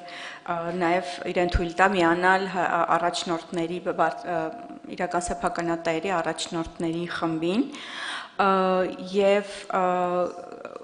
կարծում եմ բավական աշխատանք կատարված է եւ նաեւ այդ հանձնառությունները վերցված են արդեն իսկ բաց կառավարության գործընկերության շրջանակներում եւ շատ կարեւոր է որպեսզի այդ հանձնառությունները պատշաճ կերպով իրականացվեն։ Ես չեմ ուզում շատ ծանրանամ խոսել այդպես ընդհանուր, բայց կուզենայի ներկայացնել մեր առաջարկությունները եւ այն կետերը, որ մեր կարծիքով պետք է անպայմանորեն կատարվեն, որպեսզի բավարարին մոտիկ գնահատական լինի հանձնառությունների իրականացման հարցում։ Նախ իրական սեփականատերերի թափանցիկության մեխանիզմները պետք է ներդրվեն հնարավորինս շուտ, անշուշտ մենք ունենք արդեն իսկ սահմանված վերջնաժամկետներ, պետք է փորձել ոչ թե վերջնաժամկետների վերջին պահին այդպես թափալ հասցնելով անել, բայց մի քիչ ավելի շատ ժամանակ տրամադրել, որպեսզի պատշաճ աշխատանք կատարվի։ Կարծում եմ, որ մետաղական հանքավայրերի համար փորձարկվելուց անմիջապես հետո պետք է վերհանվեն տվյալների բազայի հետ կապված այդ իրական սեփականատերերի գրանց համատյանի հետ կապված խնդիրները եւ դրանք շտկվեն եւ նախապատրաստվեն մյուս ընկերությունների համար ներդրվելու համար։ Կարծում եմ, որ առաջին փուլում միգուցե թերևս կարելի է այդպես փուլային մոտեցում ցուցաբերել, ենթադրենք մետաղական հանքավայրերից անմիջապես հետո ներդնել օրինակ զանգվածային լրատվամիջոցների համար, որը բավականին վաղուց առաջարկություն է եւ բազմիցս մասնավորապես ԵԱՀԿ ԺՄԻԿ-ի փորձագետներն են ընտրությունների ընթացքում վերհանել այդ ԶԼՄ-ների իրական սեփականատերերի հետ կապված խնդիրները, դա կլինի առաջնային խումբ, հաջորդ կարելի է այդպես մեծ խոշոր ընկերություններից սկսել եւ ժամանակի ընթացքում այդպես բացի նոր գրանցվող ընկերություններից այդ իրական սեփականատերի վերաբերյալ տեղեկատվության հրապարակայնացումը ժամանակի մեջ հետ տանել եւ տարածել արդեն իսկ գրանցված ընկերությունների վրա եւ հուսով ենք, որ դա այդպես հստակորեն հանձնառության մեջ սահմանված չէ նախկինի վրա տարածելը, բայց կարծում ենք դա շատ կարեւոր է եւ դրանով նաեւ որոշ վստահություն կարող է առաջանալ ընկերությունների բիզնես գործունեության եւ նաեւ կառավարության նկատմամբ։ Հաջորդ կետը, որ կուզենայի շեշտել, որ գրանց համաձայնը պետք է լինի բաց տվյալների եւ ոչ միայն բաց տվյալների, բայց բաց աղբյուրի ֆորմատով։ Աշխարհի շատ երկրները, որոնք ստեղծում են այդ գրանց համաձայնները, նրանք այն ստեղծում են բաց աղբյուրի ֆորմատով, այսինքն թույլ են տալիս, որ բազան ամբողջությամբ թերևս բացառությամբ անձնական տվյալների հասանելի դառնա բոլոր ցանկացողների համար պարբերական թարմացման հնարավորությամբ, որպեսզի ամեն անգամ մուտք չգործվի տվյալ կայքը եւ այնտեղից վերցվի ինֆորմացիան, բայց դա ավելի ավտոմատացված եղանակով, պարբերաբար թարմացման եղանակով հնարավոր լինի ստանալ։ Սա հնարավորություն կտա հետաքրքրվող անձանց, փորձագետներին, հասարակական կազմակերպություններին եւ մասնավորապես հետաքննող լրագրողներին իրականացնել սեփական ստուգումները եւ դա կաջակցի պետությանը վերհանել հնարավոր ռիսկերը։ Հասկանալի է, որ verification ստուգման համար ռեսուրսները պետությունը չի կարող ունենալ բազմաթիվ ընկերությունների համար եւ եթե դրանց քանակը աճի գրանց համաձայնում Եվ երևի դա է պատճառը, որ աշխարհում այդ ստուգման մեխանիզմները այդքան զարգացած չեն, այդ պատճառով կարևորում ենք նաև այդ պատճառով կարևորում ենք այդ տվյալների բաց օգտագործել հնարավորությունը, որպեսզի հասարակական քաղաքասարակությունը կարողանա աջակցել պետության այդ ստուգումների գործընթացում եւ վերհանի հնարավոր ռիսկերն ու կոռուպցիոն դրսևորումներն ու կասկածելի ընկերություններին։ Հաջորդ կետը, որ կարծես խոսվեց դրա մասին եւս, բայց պարզապես ուզում եմ նաեւ շեշտադրումներ անել, որ իրական սեփականատերի եւ առհասարակ բոլոր իրավաբանական անձանց վերաբերյալ տեղեկատվությունը պետք է հասանելի լինի անվճար։ Արդեն նշեցի, բացառությամբ անձնական տվյալների մնացած ամբողջ ինֆորմացիան պետք է լինի հասանելի լինի անվճար եւ դա հնարավորություն կտա քաղաքասարակությանը ստուգել եւ դա վստահություն կառաջացնի պետության նաեւ կառույցների նկատմամբ։ Հարկավոր է մշակել գնահատելով հանդերձ, հասկանալով հանդերձ այդ ստուգումների դժվարությունը սահմանափակ ռեսուրսների պարագայում անհրաժեշտ է մշակել ռիսկայնության որոշ ցուցանիշներ եւ իրականացնել ընտրված որոշ ընտրանքի համար ստուգումներ, կասկածելի ընկերությունների համար ստուգումներ, սրա համար անշուշտ հարկավոր է մտածել ռեսուրսների քանակի եւ որակի բարձրացման ուղղությամբ, ներկա պահին պետռեգիստրի ունակությունները, կարողությունները, ռեսուրսները ամենայն հավանականությամբ չեն հերիքում եւ դրա այդ ուղղությամբ հարկավոր է բավականին մեծ գործ իրականացնել, որպեսզի այն անձինք, որոնք որ ներգրաված են լինելու այս գործընթացում, բավարար գիտելիք կարողություններ ունենան աշխատել այդ տվյալների հետ։ Եվ վերջապես հարկավոր է որոշ պարբերականությամբ գնահատել առաջընթացը եւ իրականացնել բարեփոխումներ։ Ասելով սա, ես նկատի ունեմ, որ ճիշտ է, նախ պետք է իհարկե նշել, որ Հայաստանը այսօր նաեւ առաջատար դիրքերում է այն առումով, որ այն ծավալը տեղեկատվության, որ մենք ստանձնել ենք, որ պետք է հրապարակենք, բավականին մեծ է եւ բավականին այդպես հավակնոտ է, ինչը շատ գնահատելի է իրականացման տեսանկյունից դեռ բարձ չի, ինչպես դա կաշխատի եւ հարկավոր է ժամանակ առ ժամանակ պարզապես գնահատել եւ իհարկե միտված ավելի հրապարակայնացմանը եւ ոչ թե ավելի ինֆորմացիան փակելուն պետք է որոշակի փոփոխություններ անել, կարծում եմ քաղաքականության մեջ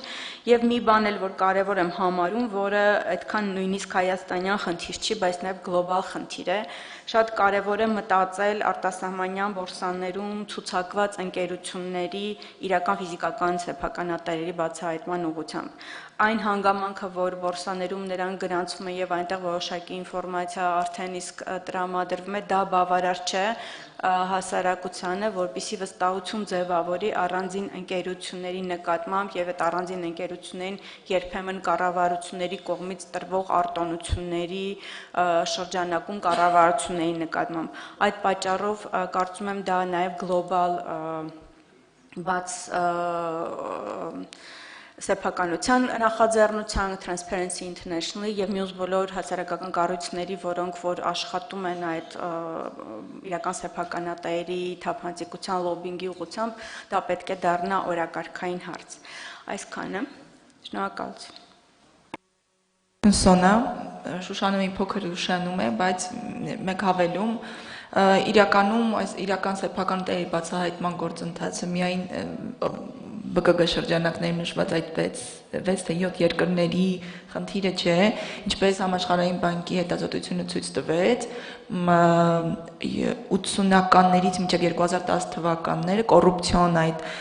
գործերը քողարկված էին չգրանցված կազմակերպությունների, իրականում չգրանցված կազմակերպությունների շրջանակներում եւ շատ կարեւոր է այդ գործընթացը սկսել եւ թափանցիկ դարձնել այդ կազմակերպությունների գործունեությունը եւ իրական սեփականատերերին։ Այստեղ մի կարևոր հարց է, մենք տարբեր գործընկերություններ, նախաձեռնություններ, կառավարություններ տարիներ շարունակ ստանձնում են, բայց շատ կարևոր է դրա շրջանակներում կրթել քաղաքացիներին,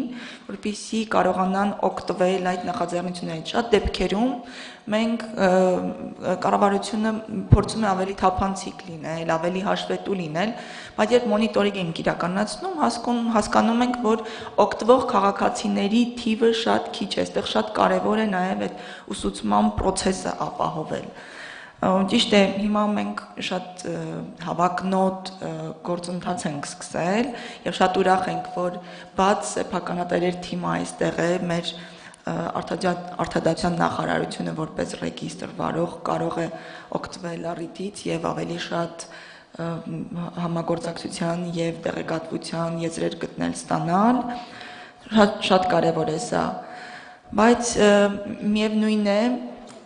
այդ հասկացողությունը իրական սեփականատերեր միշտ տարբերվում է եւ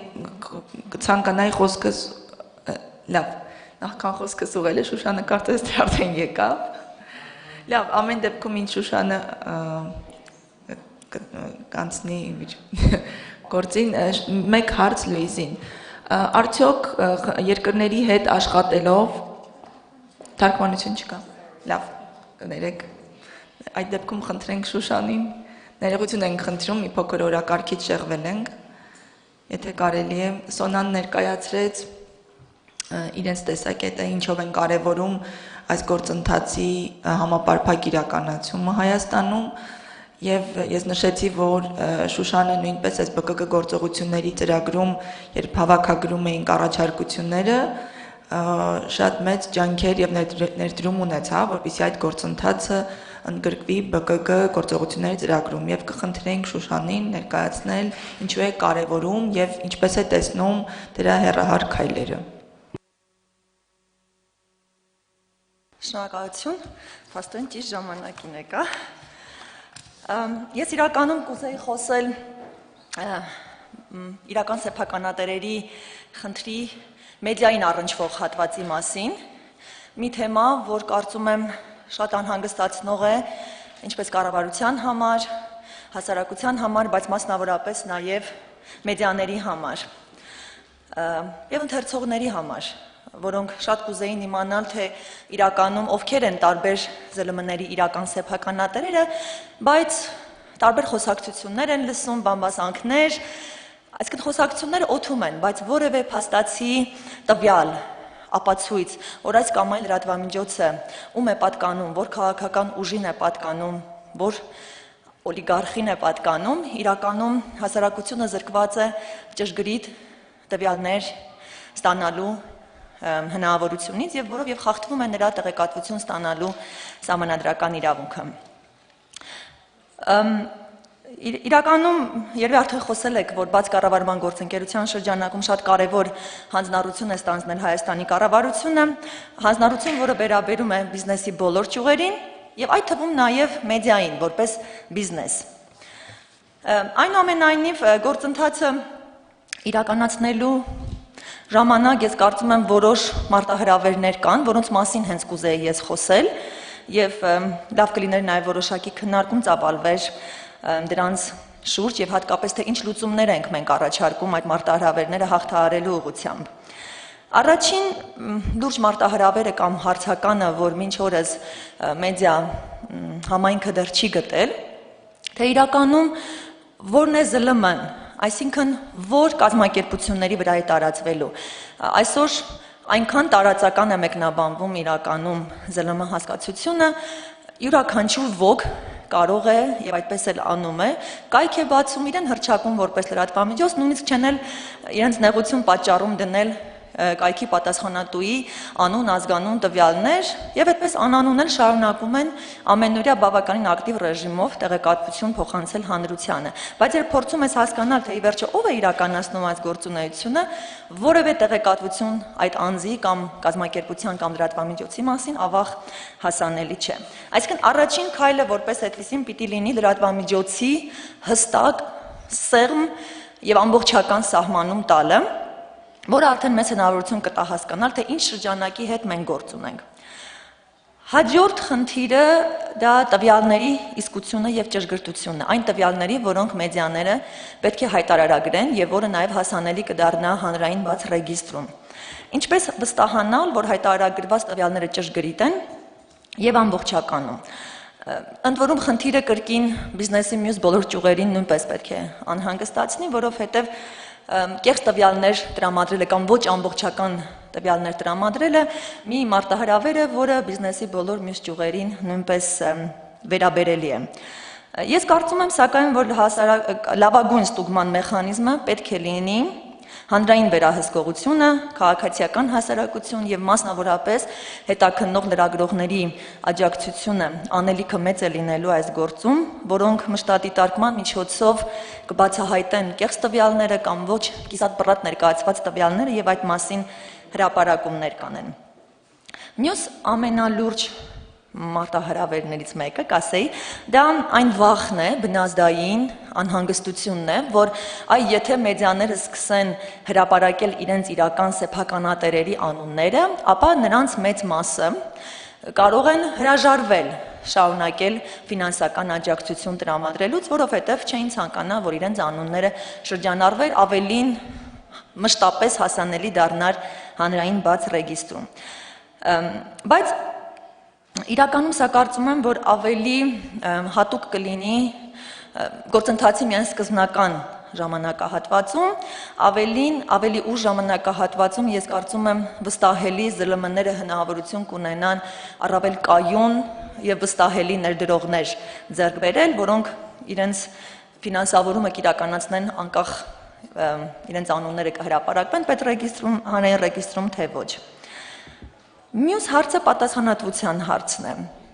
Այսինքն, երբ որ մեդիան կհրապարակի կեղծ տվյալ, կեղծ իրական սեփականատիրոջ անուն կամ ոչ ամբողջական, ինչ պատասխանատվություն կարող է սա առաջ բերել։ Ցավոք, ոչ թե ցավոք, բայց մինչ օրս ես այն համոզման էի, բոլորովին վերջերս սեպտեմբերն էլ ներառյալ, այն համոզման էի, որ պետք է լինի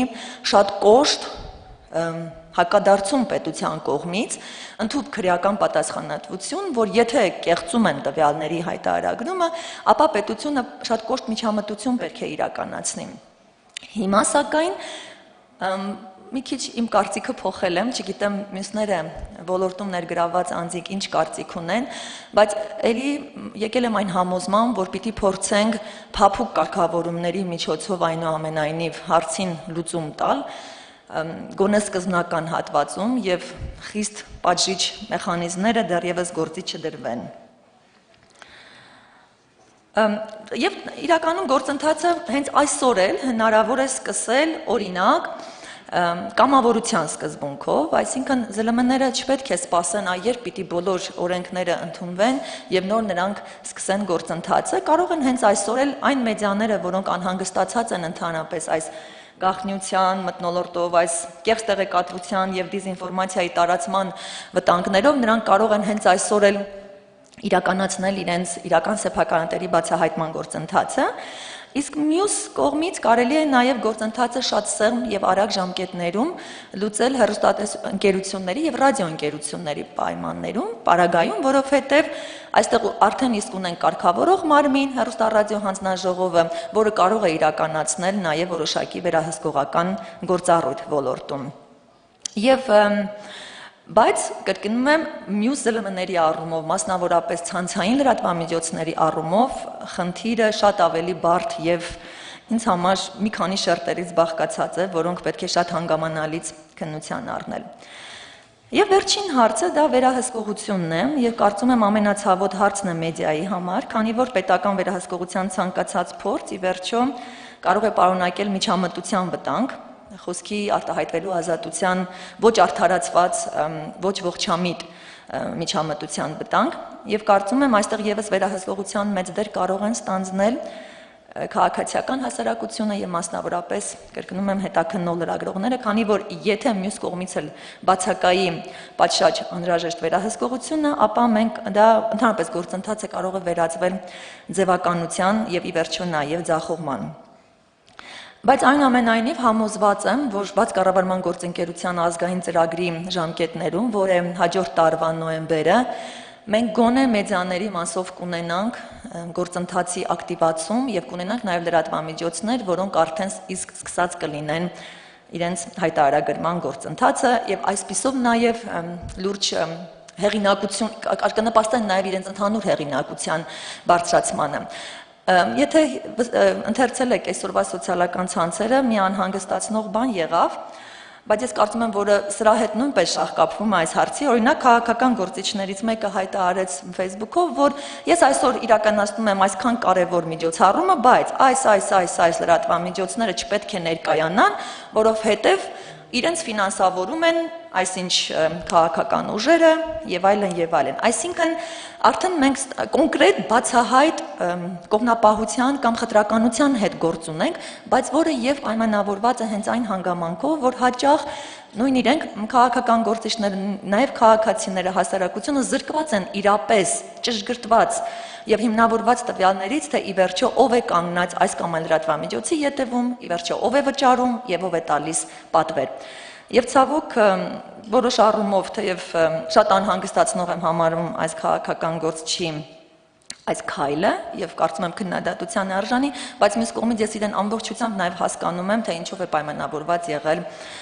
նման հայտարարությամբ հանդես գալը։ Երևի այսքանը եւ ուրախ կլինեմ պատասխանել հարցերին, եթե լինեն։ Շնորհակալություն Շուշան։ Մենք կարծես թե հիմնական մասը ավարտեցինք եւ եկել է քննարկումների, հարցերի հատվածը։ Ես ունեք հարց։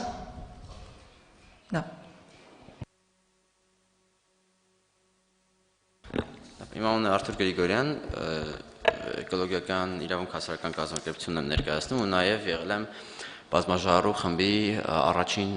բանի անդամ EIT-ի առաջին համագումարի, ոնց կարելի է դա ներկայացնել, փոխվել է, որտեղ հիմա նոր խումբ է ձևավորվել։ Հիմա ես իհարկե կուզեի, որ ինչ-որ workshop-ի մակարդակով ինչ-որ բան հնարավոր էր կազմակերպել, գուցե հետագայում ինչ-որ ավելի աշխատանքային կարգով քննարկելու տարբեր հարցեր, բայց հիմա մի քանի հարցեր կան, որ գուցե այստեղ հնարավոր կլինի քննարկել ու ուղղված են տարբեր հենց մարդկանց, Տիկին Լուիսին, Տիկին Վարդերեսյանին, Տիկին Շոնյանին։ Նախ Տիկին Լուիս, երևի ձեզ առաջին հարցը։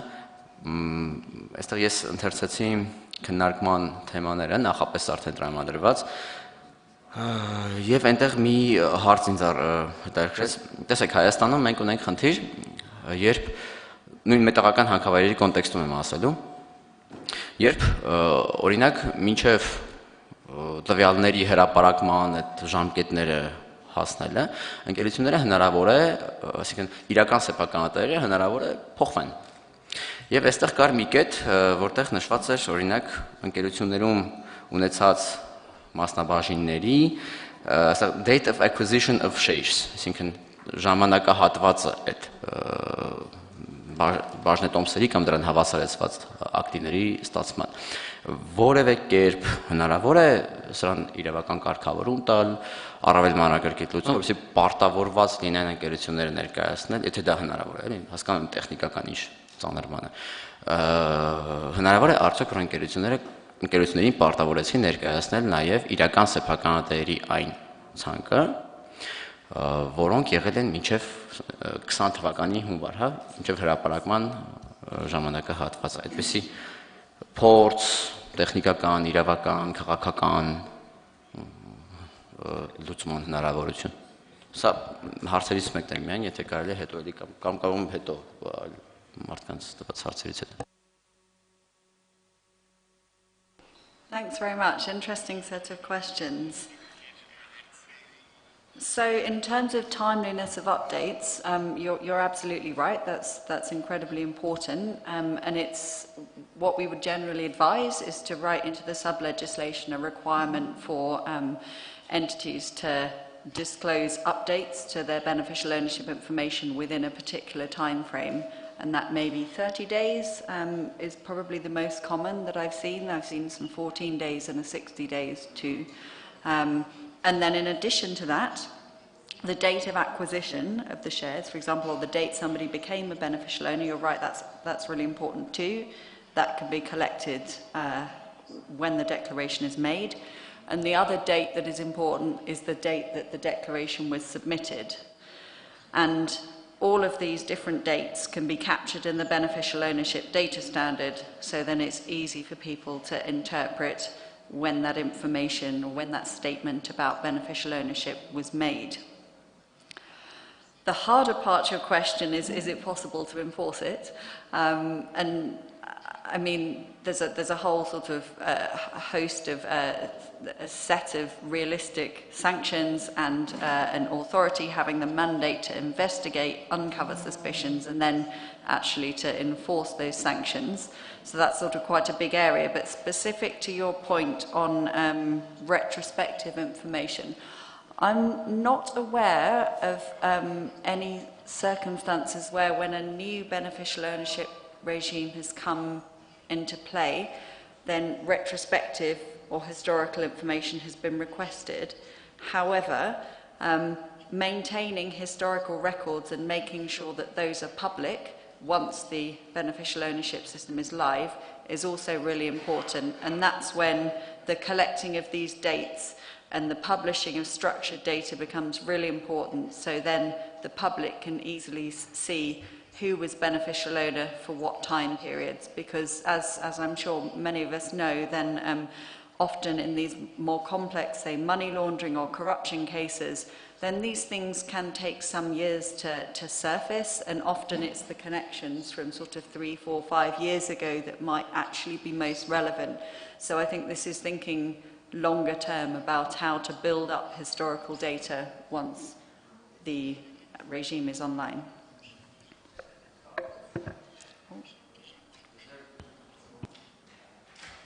Փորձ կա դրա վերաբերյալ ինչ որ համաշխարհային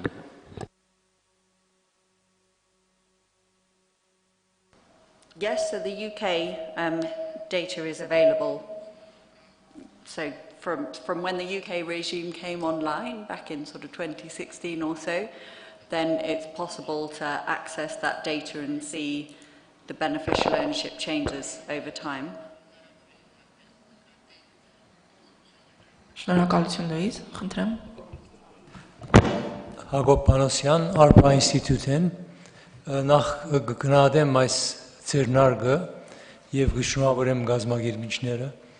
Իմ հարցը հետեւյալն է. շատ մբարականերու կամ որոշ բարականերու նույնիսկ կառավարություն գրնալալ դերը որոշ ծերնարգիմը։ Այնադեն ինչպես պիտի ստուգեք իսկական դերը այդ ընկերության։ Գրնան կառավարություններ օրինակ շատ կարևոր նկատել որոշ մեդաղներու նյութեր եւ ասենք թե կազմակերպել այնպիսի բանը, որ Հայաստանի մեջ իրենք հանկային ծերնարգմի իրենց համար ադիգա կնվի եւ օգտագործվի։ Ինչպես պիտի ստուգեք այդ իրական դեր այդ բարակային։ Շնորհակալություն, իրականում չկա այդպիսի մեխանիզմ, որ կարողանա ստուգել, տարբեր երկրներ տարբեր կերպ են այդ հարցերը լուծում, բայց մենք ունենք դիտարկում Տիկին Շուշանյանի կողմից։ Շնորհակալություն, նախորդ հարցին լրացնեմ, որ կարծես թե UK-ի օրինակը այն օրինակն էր, երբ որ կա օրենք եւ օրենքից հետո անընդհատ փոխվող դատանն է, որ պետք է պատմականորեն պահվի, իսկ այս հարցի հետ կապված ես զուտ մեր օրենքի օրինակը նորից կբերեմ, որ եթե հնարավորություն կա, եթե կառավարությունը կամ միջազգային կազմակերպությունը կամ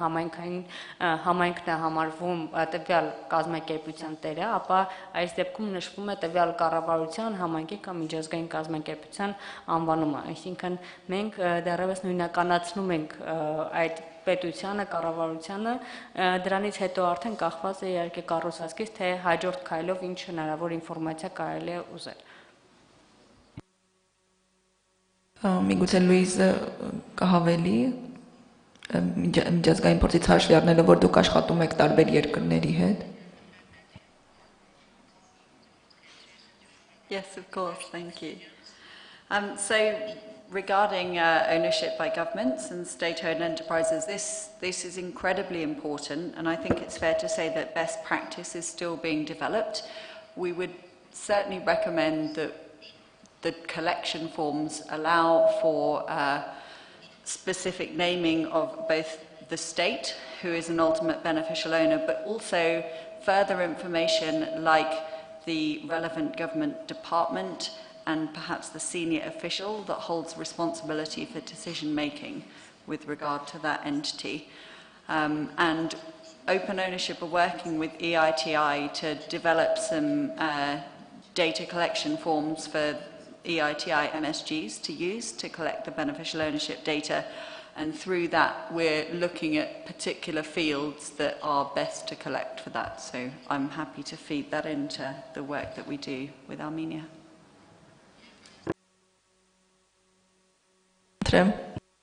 Գալություն, միջև հաջորդ հարցերին անցնել է, գուցե ես հարցը ճիշտ չձևակերպեցի, օրինակի վրա ասամ, էլի։ Ենթադրենք 2004 թվականին Հայաստանում մասնավորեցվել է Զանգեզուրի կոմբինատը։ Եվ ինձ հետաքրքիր է, թե 2004 թվականին ոչ թե օրենքի ընդունումից հետո, նոր 2019 թվականին ընդունումից հետո եւ 20-ից հետո որ ուժի մեջ եմ մտնում, 2004-ին ովքեր են եղել իրական սեփականատերերը։ Ես սրա մասին էի ասում, կա արդյոք հնարավորություն վերադառնալ հետ կամ ընկերություններին պարտավորեցնել, որ ենք ներկայացնեն տվյալներ ավելի երկար ժամանակահատվածի համար, գուցե 5, գուցե 10, գուցե ավելի պակաս ժամանակահատվածում։ Սրա մասին էր խոսքը։ I see, I understand, I think now. So if it's fairly straightforward to require all companies, including existing companies, to declare who their current beneficial owners are as of the date the requirements go live. So if that answers your question, then yeah, that's very straightforward and definitely something that we'd recommend was included.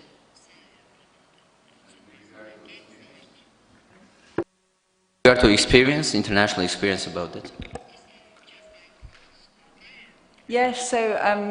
I think as far as I'm aware, most countries that have adopted beneficial ownership disclosure requirements have applied them to existing companies as well as newly created companies.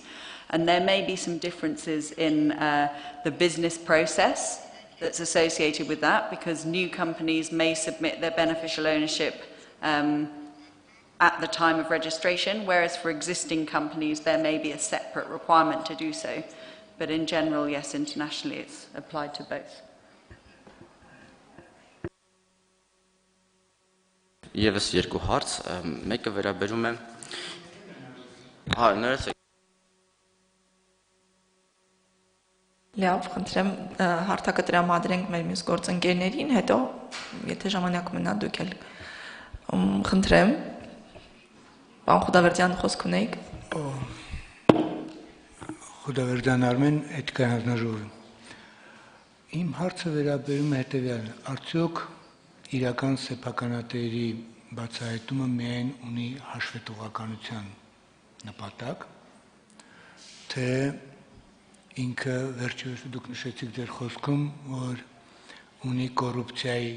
դեմ պայքարի կամ փողերի լվացման եւ այլն արդյոք այս գործիքը հնարավորություն կտա քրեական հանցագործություններ բացահայտել Ինչու եմ այս հարցը սրում որովհետեւ շատերի մոտ կա այն տպավորությունը որ իրական սեփականատերերի բացահայտումը հնարավորություն է տալու երրորդ անձի անունով գրանցված գույքերը, այսպես ասած, հա, կեղծ գործարքները վեր հանել եւ քրեական գործեր հարուցել։ Ուզում հասկանամ, թե մեր նպատակը թափանցիկություն, հրապարականություն, հաշվետվականություն ապահովելն է։ Եվ որքանով է ինքը առնչվելու կոռուպցիոն հանցագործությունների բացահայտման։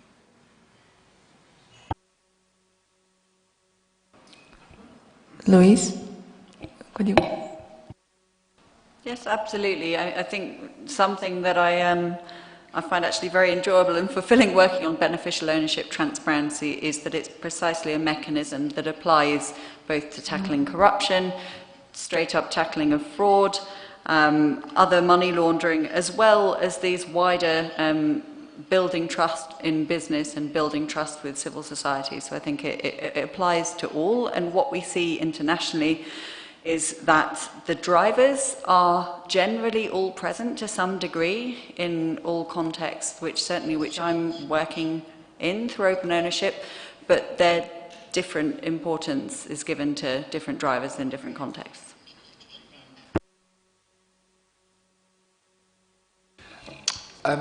Just to add to Louise's comments, I think for me, publishing beneficial ownership data it's such a fundamental piece of information that helps citizens contextualize the world around them. from understanding who owns media organizations all the way through to being able to tackle kind of grand corruption and understand, who's benefiting from public procurement and so forth. So I think it's incumbent upon all of us actually to make a much broader range of arguments for delivering this kind of transparency, to bring many more communities, not just the anti-corruption community, with us as we go on this journey, because as we've said repeatedly this morning, the reforms are not easy. We know that they will encounter pressure from those people that oppose them. So I think it's for us to think really creatively about how this data is applied and where it's used. So I would encourage all of us around the table to think very expansively about how we can see this data fitting into a broad range of contexts.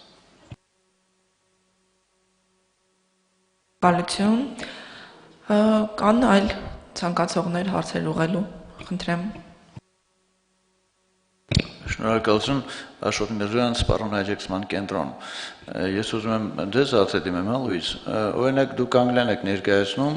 ու ինձ հետաքրքիր է, ես չգիտեմ ինչքանով դա ճիշտ, Հայաստանում նույն Լիդիան Ինտերնեշնալի, որը շատ հայտնի է այդ դեպքը, գիտեք, ասում են թագավորական ընտանիքից բաժնեմասուն են։ Հիմա ես որպես դեր բաց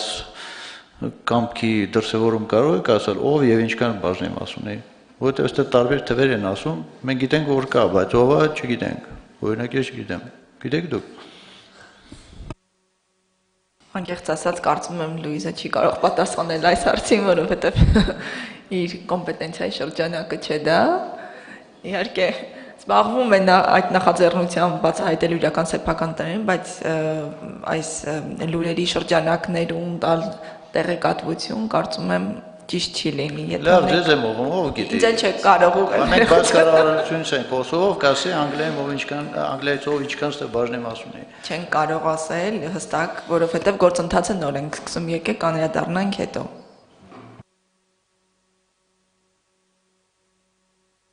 I mean, putting the specifics of the royal family to one side, obviously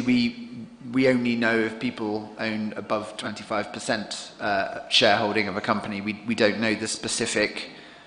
percentage ownership above that figure. But I think that's a really interesting debate actually about transparency of share ownership and specific disclosure of actual percentage ownership, not just above a particular amount. So I think there's an important point there about what the kind of future of transparency in publicly listed companies looks like, for sure. Շնորհակալություն Թոմ, խնդրեմ։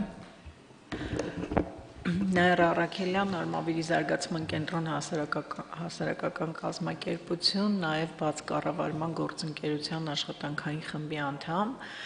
Մեր կազմակերպությունը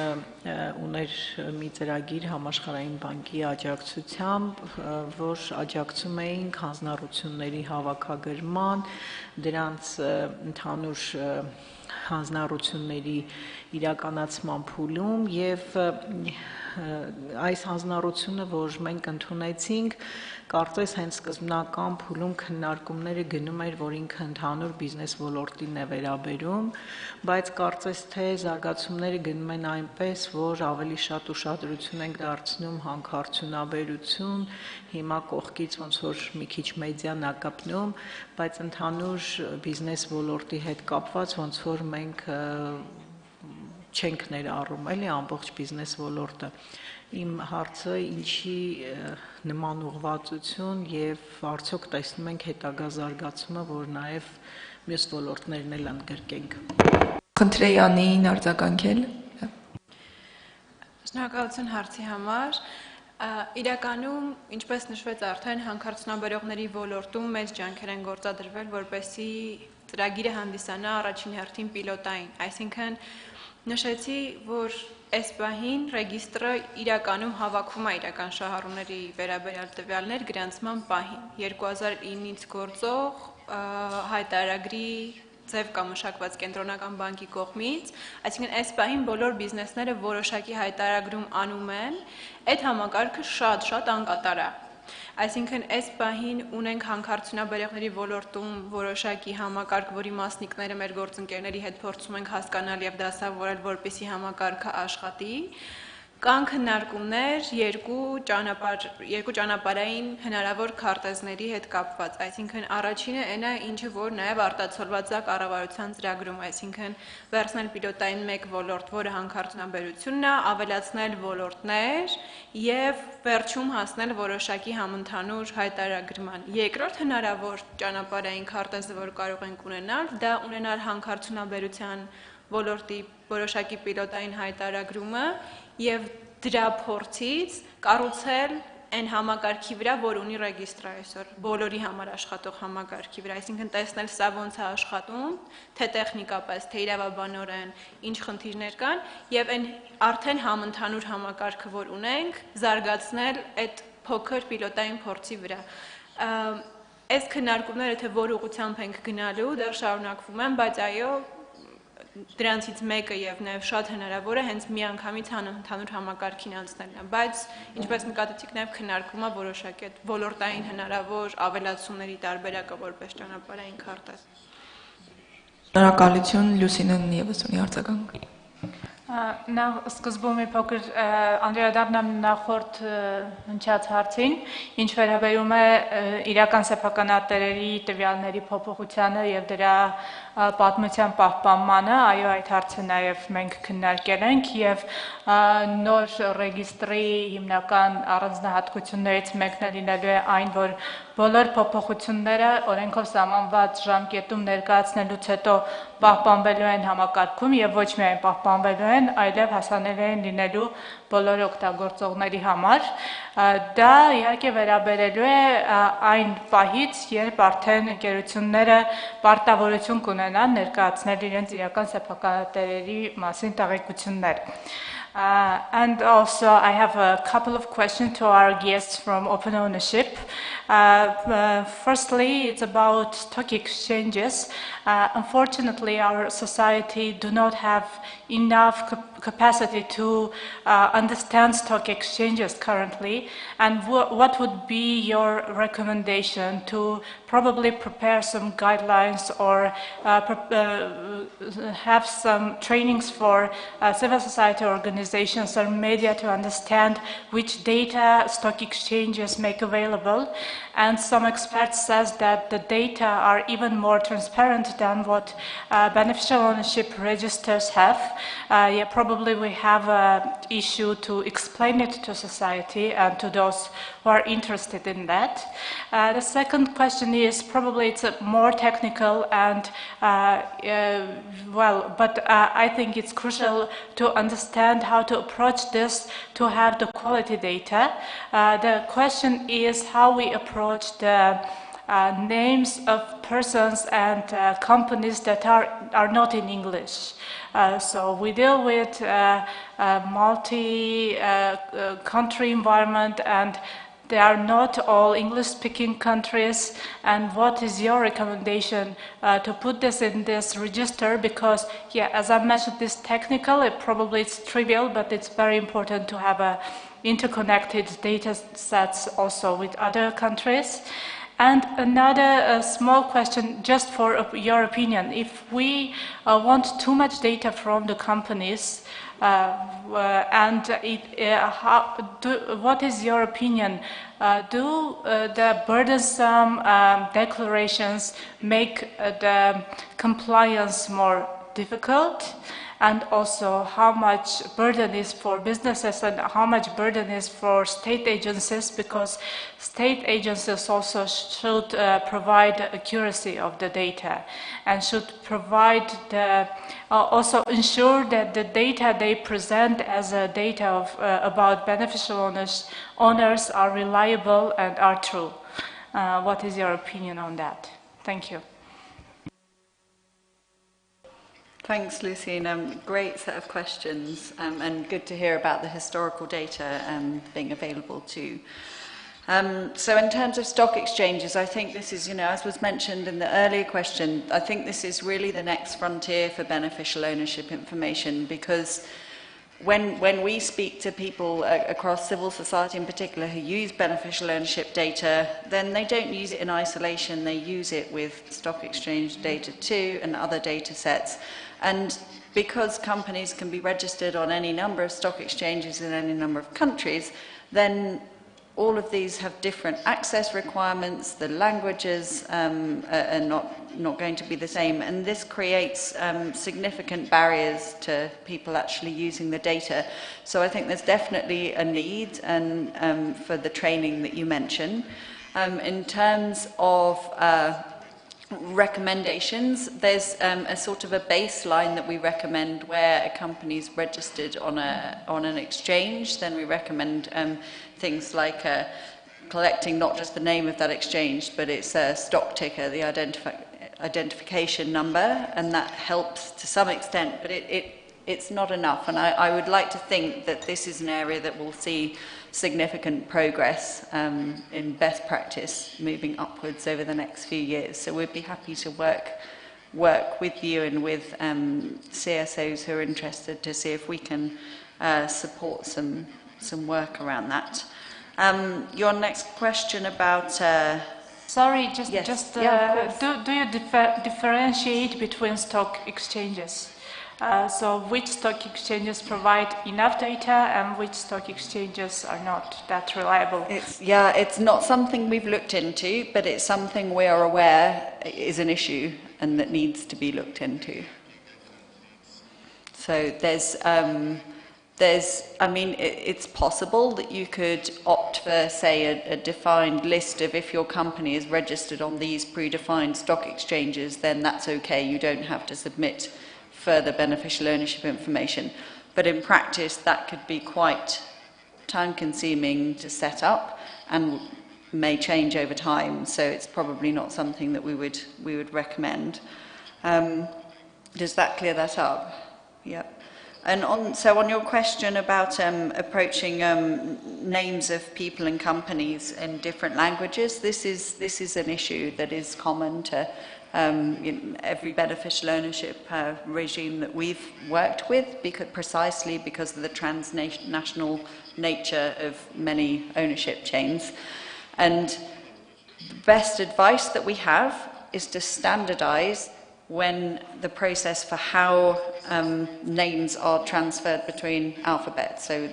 we'd describe that as transliteration. So if you're going from one alphabet to another, there are a set of standard guidances that display ways of doing it. So all the kind of social media platforms, for example, the one that we use on the Open Ownership Register is the ISO standard transliteration tool that Twitter uses too. So there are these standard ways of transliterating from one alphabet to another. What we wouldn't recommend is requiring people to transliterate by themselves, because that then introduces both the possibility that people can transliterate legitimately in different ways, but it also allows people that are looking for a way to circumvent the system to manage to transliterate their name in multiple different ways, and therefore make it much harder to identify that they're the same beneficial owner. And connected to that point, given that transliteration is likely to remain a challenging issue for all countries, then we'd really recommend the use of unique published identifiers for both people and companies, because then that helps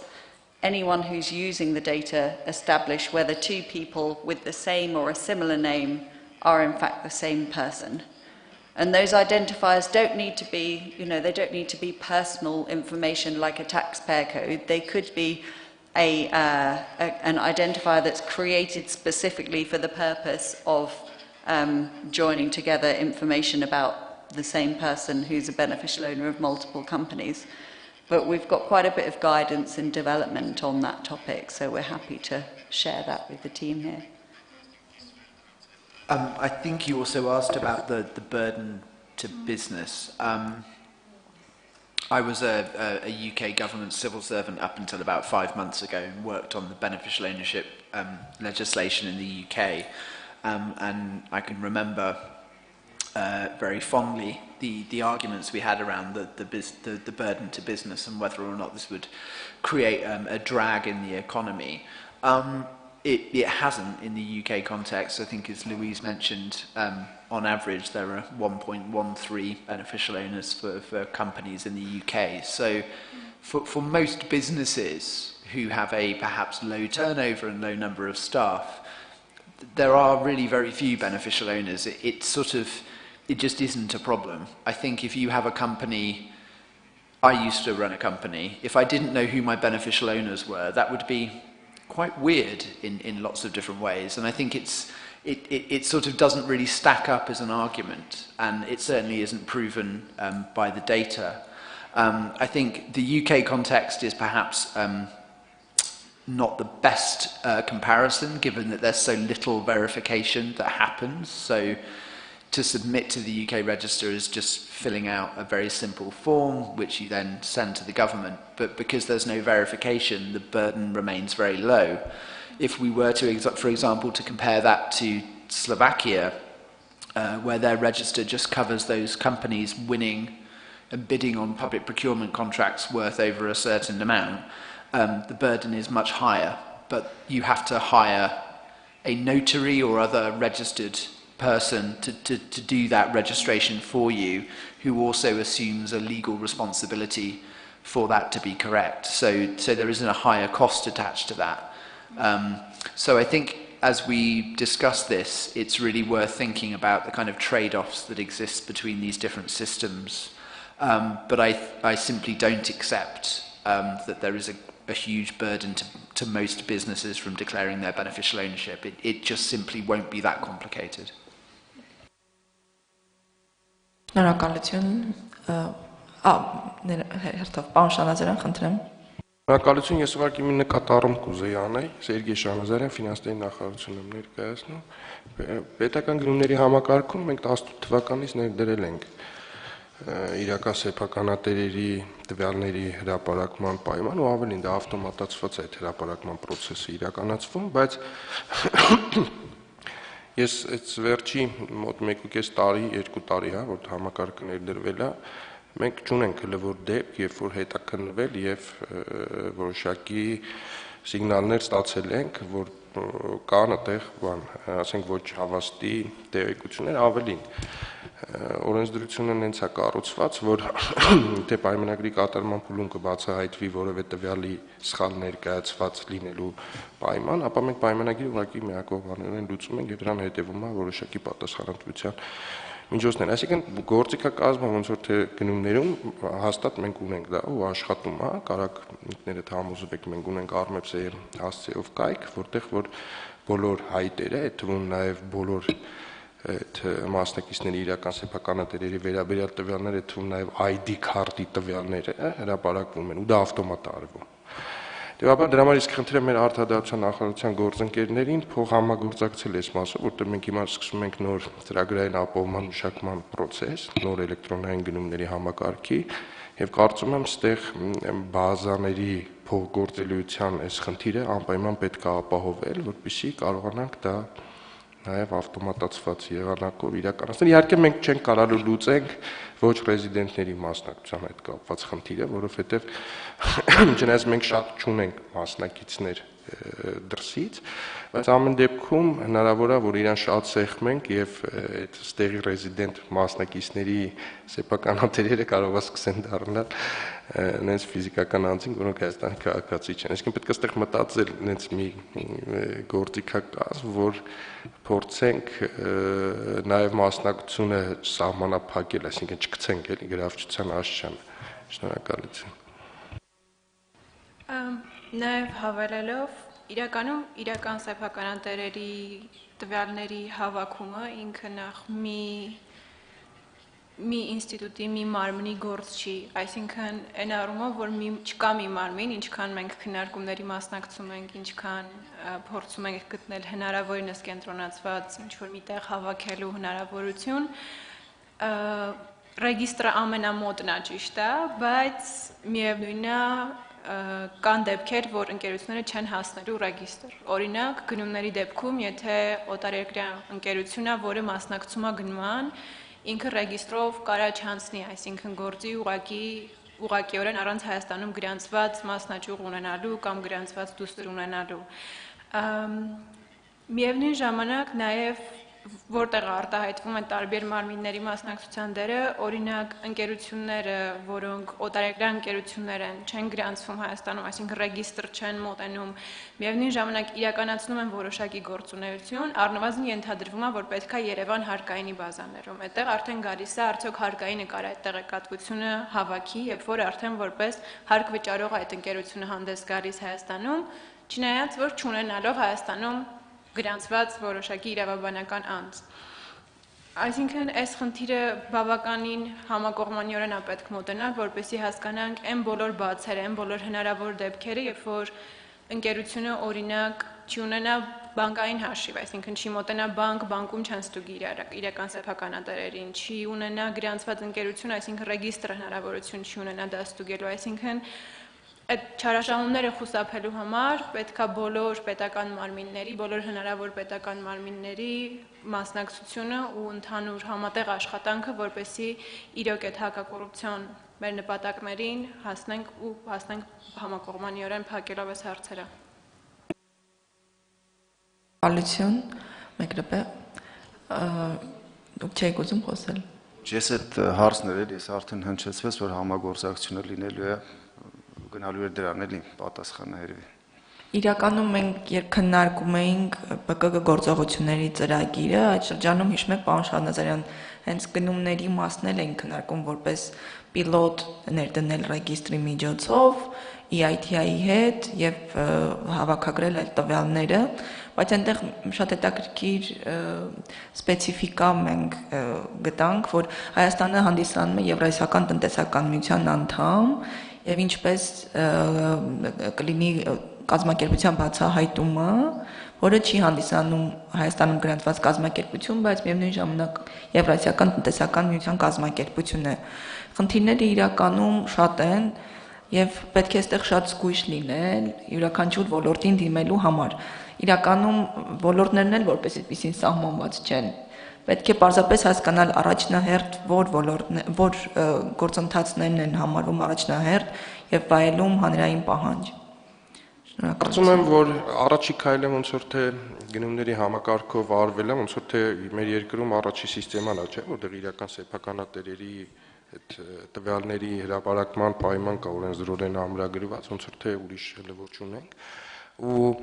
թեկուզ ոչինչ կարելի է ռեզիդենտների վրա այդ ավտոմատացված մեխանիզմը աշխատացնել, որտեղ այսօր դա կա, այսօր լրացվում է, հրապարակվում է, քաղաքացիական հասարակություն ունի լիարժեք հնարավորություն այդ ինֆորմացիան ստանալու, գնահատելու, հետաքննելու, պարզելու, այսինքն ողջ ինֆորմացիան կա։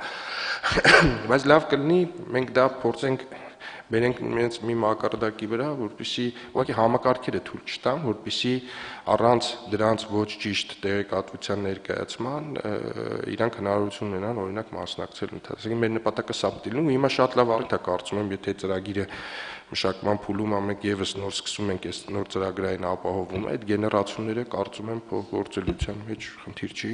լիարժեք ապահովել ու հանգիստ լինել, որովհետեւ եղած բոլոր տվյալները գոնե ռեզիդենտների մասով միանշանակ ճիշտ են։ Շնորհակալություն, այդ նույն թեմայով խնդրեմ։ Այս վերջին հարցի հետ կապված եմ ուզում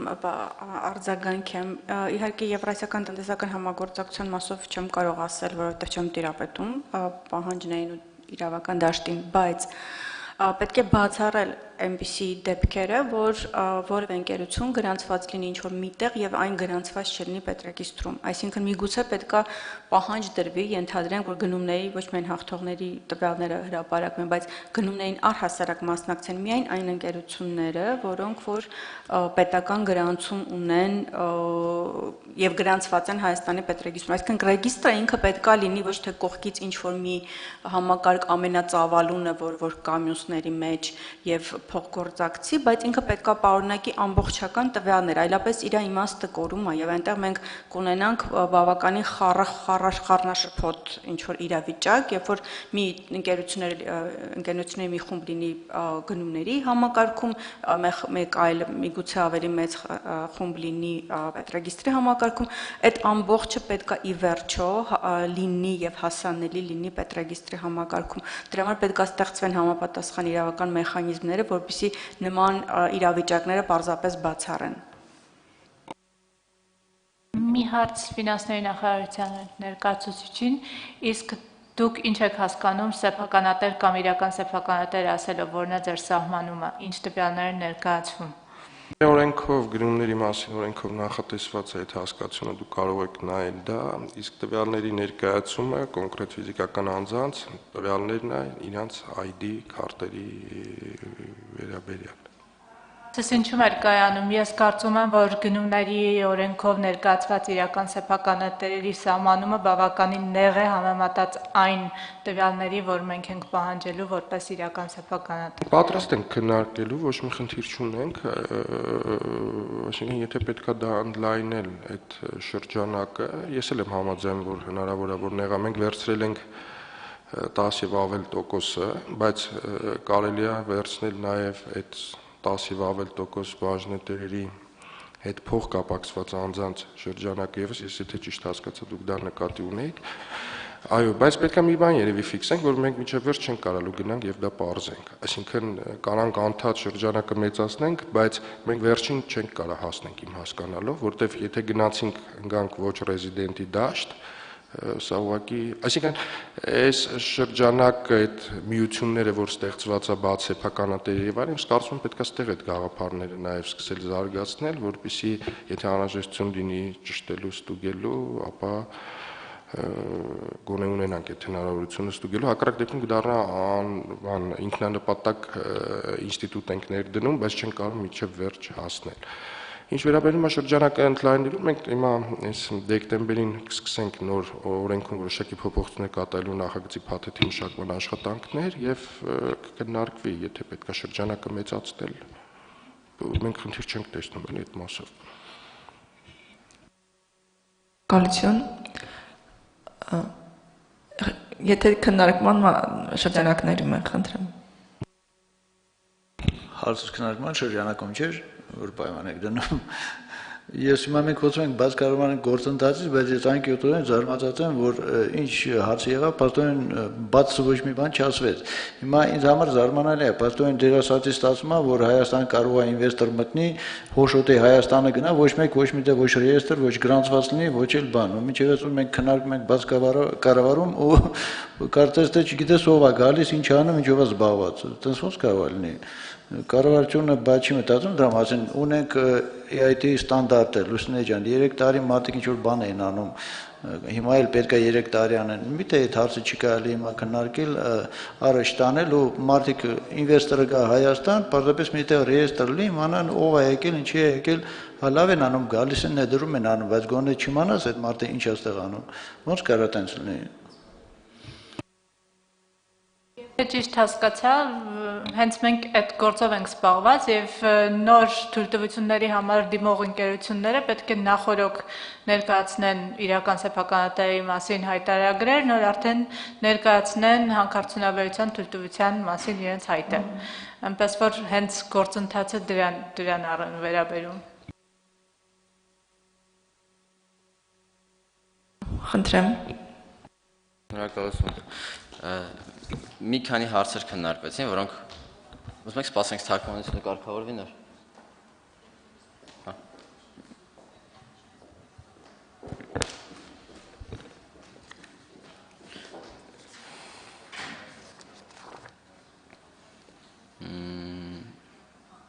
Okay։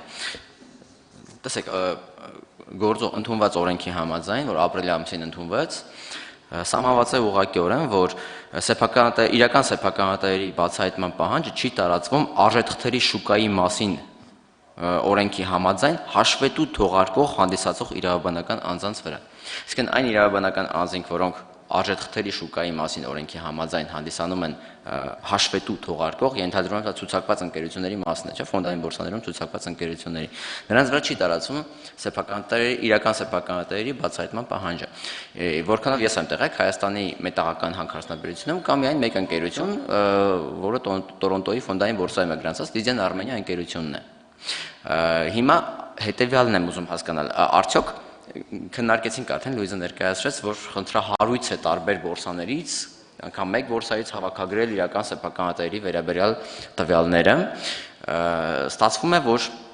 մենք բոլոր մյուս ընկերությունների համար նախատեսում ենք պարտավորություն, որ ինքը Հայաստանի օրենսդրությամբ սահմանված կարգով եւ չափանիշներին համապատասխան ներկայացնի տվյալներ, բայց ընկերություններից մեկը դուրս է մնում այդ ցանկից, գուցե հետագայում էլի ընկերություններն են, որ ցուցակվեն, բայց ստացվում է, որ խնդրահարույց է նաեւ այդ ինֆորմացիայի ձեռքբերումը բորսաներից, առնվազն շատ ավելի մեծ ջանքեր է պահանջում, քան եթե դուք պետրեգիստրի գրանցամատյանից կարողանաս դա ձեռք բերել։ Հիմա սա հարցերից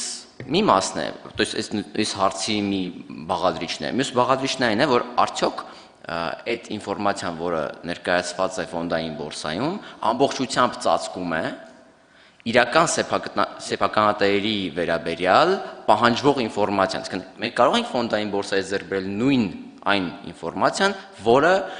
այստեղ պետրեգիստրի գրանցամատյանից կարող ենք ձեռք բերել իրական սեփականատերերի վերաբերյալ։ Եվ միանգամից երկրորդ հարցն էլ տամ շատ կարճ հարց է, որտեղ չգիտեմ ոնց կպրծվի։ Տեսեք, մի քանի օր առաջ ընդունվեց փոփոխություն կատարվեց ընդերքի մասին օրենսգրքում, որտեղ ուղղակիորեն սահմանվեց, ափսոս Տիկին Շուշանյանը գնաց, որտեղ ինքն էր նախաձեռնել, սահմանվեց, որ տեղեկատվության իրական սեփականատերերի վերաբերյալ տեղեկատվության հրապարակման պահանջը տարածվում է նաև ընկերությունների բաժնետերերի ժողովի, խորհրդի եւ գործադիր մարմնի վրա, եւ նրանք արդեն նա չէ որ 10%-ից ավել շեյր ունենալու դեպքում պետք է հրապարակեն, այլ մամուլում առնվազն այնպես ներկայացված, որ ցանկացած մի տոկոս էլ ունենա, պետք է հրապարակի։ Այս դեպքում բաժնետերերի ժողով ասվածը ո՞րն է, գուցե Տիկին Վարդերեսյան, դուք ասենք բոլոր մասնաբաժին ցանկացած մի հատիկ շեյր ունես, արդեն բաժնետերերի ժողովի անդամ ես հանդիսանում։ Այդ դեպքում ինչ իմաստնի 10%-ի բան շարունակել պահպանել, որովհետև սրանը ըստ էության պահանջ է ներկայացում բացահայտել բոլոր բաները, չէ՞։ Մի քիչ այստեղ հասկանանք։ Տեսեք տարբերությունը, որ կտորում է, այսինքն իրականում, եթե նայենք հիմիկված ստանդարտները ոնց են, կամ FATF-ի առաջարկվող, այսինքն փողերի լվացման ոլորտում առաջարկվող ստանդարտները ոնց են, ենթադրվում է, որ պետք է բացահայտել առաջին հերթին այն մարդկանց, ովքեր սեփականության իրավունքով, այսինքն բաժնեմաս ունենալով մասնակցում են ընկերության կառավարմանը, դա լինի ուղղակի մասնակցություն, այսինքն հենց ընկերությունում ունեն բաժնեմաս, թե անուղղակի մասնակցություն ունեն բաժնեմաս ընկերությունում, որը ունի բաժնեմաս։ Երկրորդ մակարդակը չունեն բաժնեմաս, բայց ինչ որ ձև կառավարում եմ։ Ու կա երրորդ կանոն, որ եթե անհնար է իրականում այն վերևի երկու կանոնների համաձայն ինչ որ մեկին իդենտիֆիկացնել, ես ասում եմ օրինակ ունեմ ընկերություն, որտեղ ոչ թե չարամտորեն, այլ ուղղակի շատ մասնակից կա, ենթադրենք 20 մասնակից կա, ամեն մեկը 5% մասնակցություն ունի, ուղղակի տենց ենք ստեղծել, 20 հոգով ընկերություն ենք ստեղծել, չկա իրական սեփականատեր, ու բոլորս ֆիզանձ ենք։ Հիմա այդ դեպքում ընկերությունը հայտարարում է, որ իր իրական սեփականատերը, կոպիտ ասած, իր տնօրենն է, այսինքն կամ կառավարման մարմնի անդամներն են։ Այն առումով, որ ստացվում է ամենամեծ որոշում կայացնող մարդը, որ կարա միանձնյա որոշում կայացնի, ստացվում է տնօրենն է, որտեղ մնացածը ամեն մեկը միանձնյա, այդքան ձայն չունի, որպեսզի կառավարի ուղղորդի ընկերությունը։ Հիմա ինչ է արվել այս ոլորտում, այդ եթեի կտորը դուրս է եկել, այսինքն ոչ թե եթե չեն բացահայտվում են վերևինները, նշվում են տնօրենները եւ այլն, այլ անկախ այդ չբացահայտվելուց, նույնիսկ եթե բացահայտվել են տնօրենները, այն մարդիկ, ովքեր կառավարման վրա ազդում են ընկերության եւ այլն, նույնպես բացահայտվում են, նշվում են որպես իրական սեփականատեր։ Նույնիսկ եթե դու բոլոր սեփականատերերին, բան առումով, մասնակցության առումով սեփականատերին կարողացել ես գտնես, բացահայտես, այսինքն սա ապահովում է, որ հնարավորինս համապարփակ տեղեկացված լինեն անձիկ, թե ովքեր են ազդում ընկերության բաների վրա։ Իսկ այն դեպքում, որ դուք ասացիք նույնիսկ եթե 1% մասնակցություն եւ այլն, կարա լինի իրավիճակ օրինակ, երբ որ տնօրենը չունի բացարձակ մասնակցություն, բաժնետեր չի Բայց ազդումը ընկերությանս կառավարման վրա կամ այդ երրորդ կանոնովս կարողանում եմ ես իրան անցկացնեմ, եթե մնացածին չեմ կարող բացահայտեմ, չեմ կարողացել բացահայտեմ, ես բացահայտում եմ տնօրենից, նույնիսկ եթե ոչ մի մասնակցություն ինքը չունի իմ բանում ընկերությունում։ Այսինքն այդ իրավիճակը կարող լինի անկախ մասնակցությունից բացահայտել կառավարման մարմիններին, անդամներին։ Կարա մենակ տնօրենը չլինի, կարա հեղինակություն ունեցող մարդ լինի, որը որևէ ձև այդ ընկերությունում չերևա, բայց ինքը լիարժեք ունենա այդ ընկերության որոշումները կանխորոշելու հնարավորություն։ Կա հեղինակություն, ասենք բնագավառում, որը ունի։ Այսօրվա, եթե չեմ սխալվում, բաժնետիրական ընկերությունների մասին օրենքը այդ ինստիտուտը նախատեսում է։ Եթե ինչ-որ իրավական տեսքով է արտահայտվում, այսինքն մենք տեսնում ենք, որ ընկերության իրականում եկամուտները գնում են մեկ անձի, այն անձով, որ ենթադրվում էր, որ մեծ բաժնետերն է իրականում ինչ-որ տվյալներ ունենք, որ այս բաժնետերը չի մասնակցում ընկերության կառավարմանը, տեղյակ չի ընկերությունից, կարելի է բխեցնել, որ իրականում կա որոշակի կոնտրոլ այն երրորդ անձի կողմից, որը որ թեկուզ իրավաբանական կապ չունի, բայց ինչ-որ վերահսկողություն իրականացնում է ընկերության նկատմամբ, բայց ինչ-որ կապ, ինչ-որ իրավական կամ փաստացի կապ պետք է առկա լինի էլի այդ բանի համար, բացահայտման համար։ Բաժնետերերի ժողովի մասով էլ այնտեղ ըստ էության բաժնետերերի ժողովը դուք խոսեցիք կառավարող մարմինների խորհուրդ, տնօրեններ եւ այլն, բայց բաժնետերերի ժողովը միշտ չէ որ կառավարող մարմին է անմիջական այս որոշում կայացնող այնտեղ մի քիչ ավելի բարդ է, կարող է լինել հազարավոր բաներ, շեյրեր։ Բերեք մի հատ փորձեմ, եթե գրած է բաժնետերերի ժողով, ստացվում է բոլոր բաժնետերը, բաժնետերի ժողովը կազմված է բաժնետերերից, այսինքն բոլոր առնվազն ուղղակի բաժնետերերը, ոչ թե անուղղակի մասնակցություն, այլ եթե ես ուղղակի հենց այս ընկերության բաժնետեր եմ, ուղղակի բաժնետերերը բացահայտվում են, բայց ինչը մենք իրականում ունենք այսօր ՍՊ-ների առումով, այսինքն ՍՊ-ների հենց մասնակցություն ունեցող բոլոր բաժնետերերի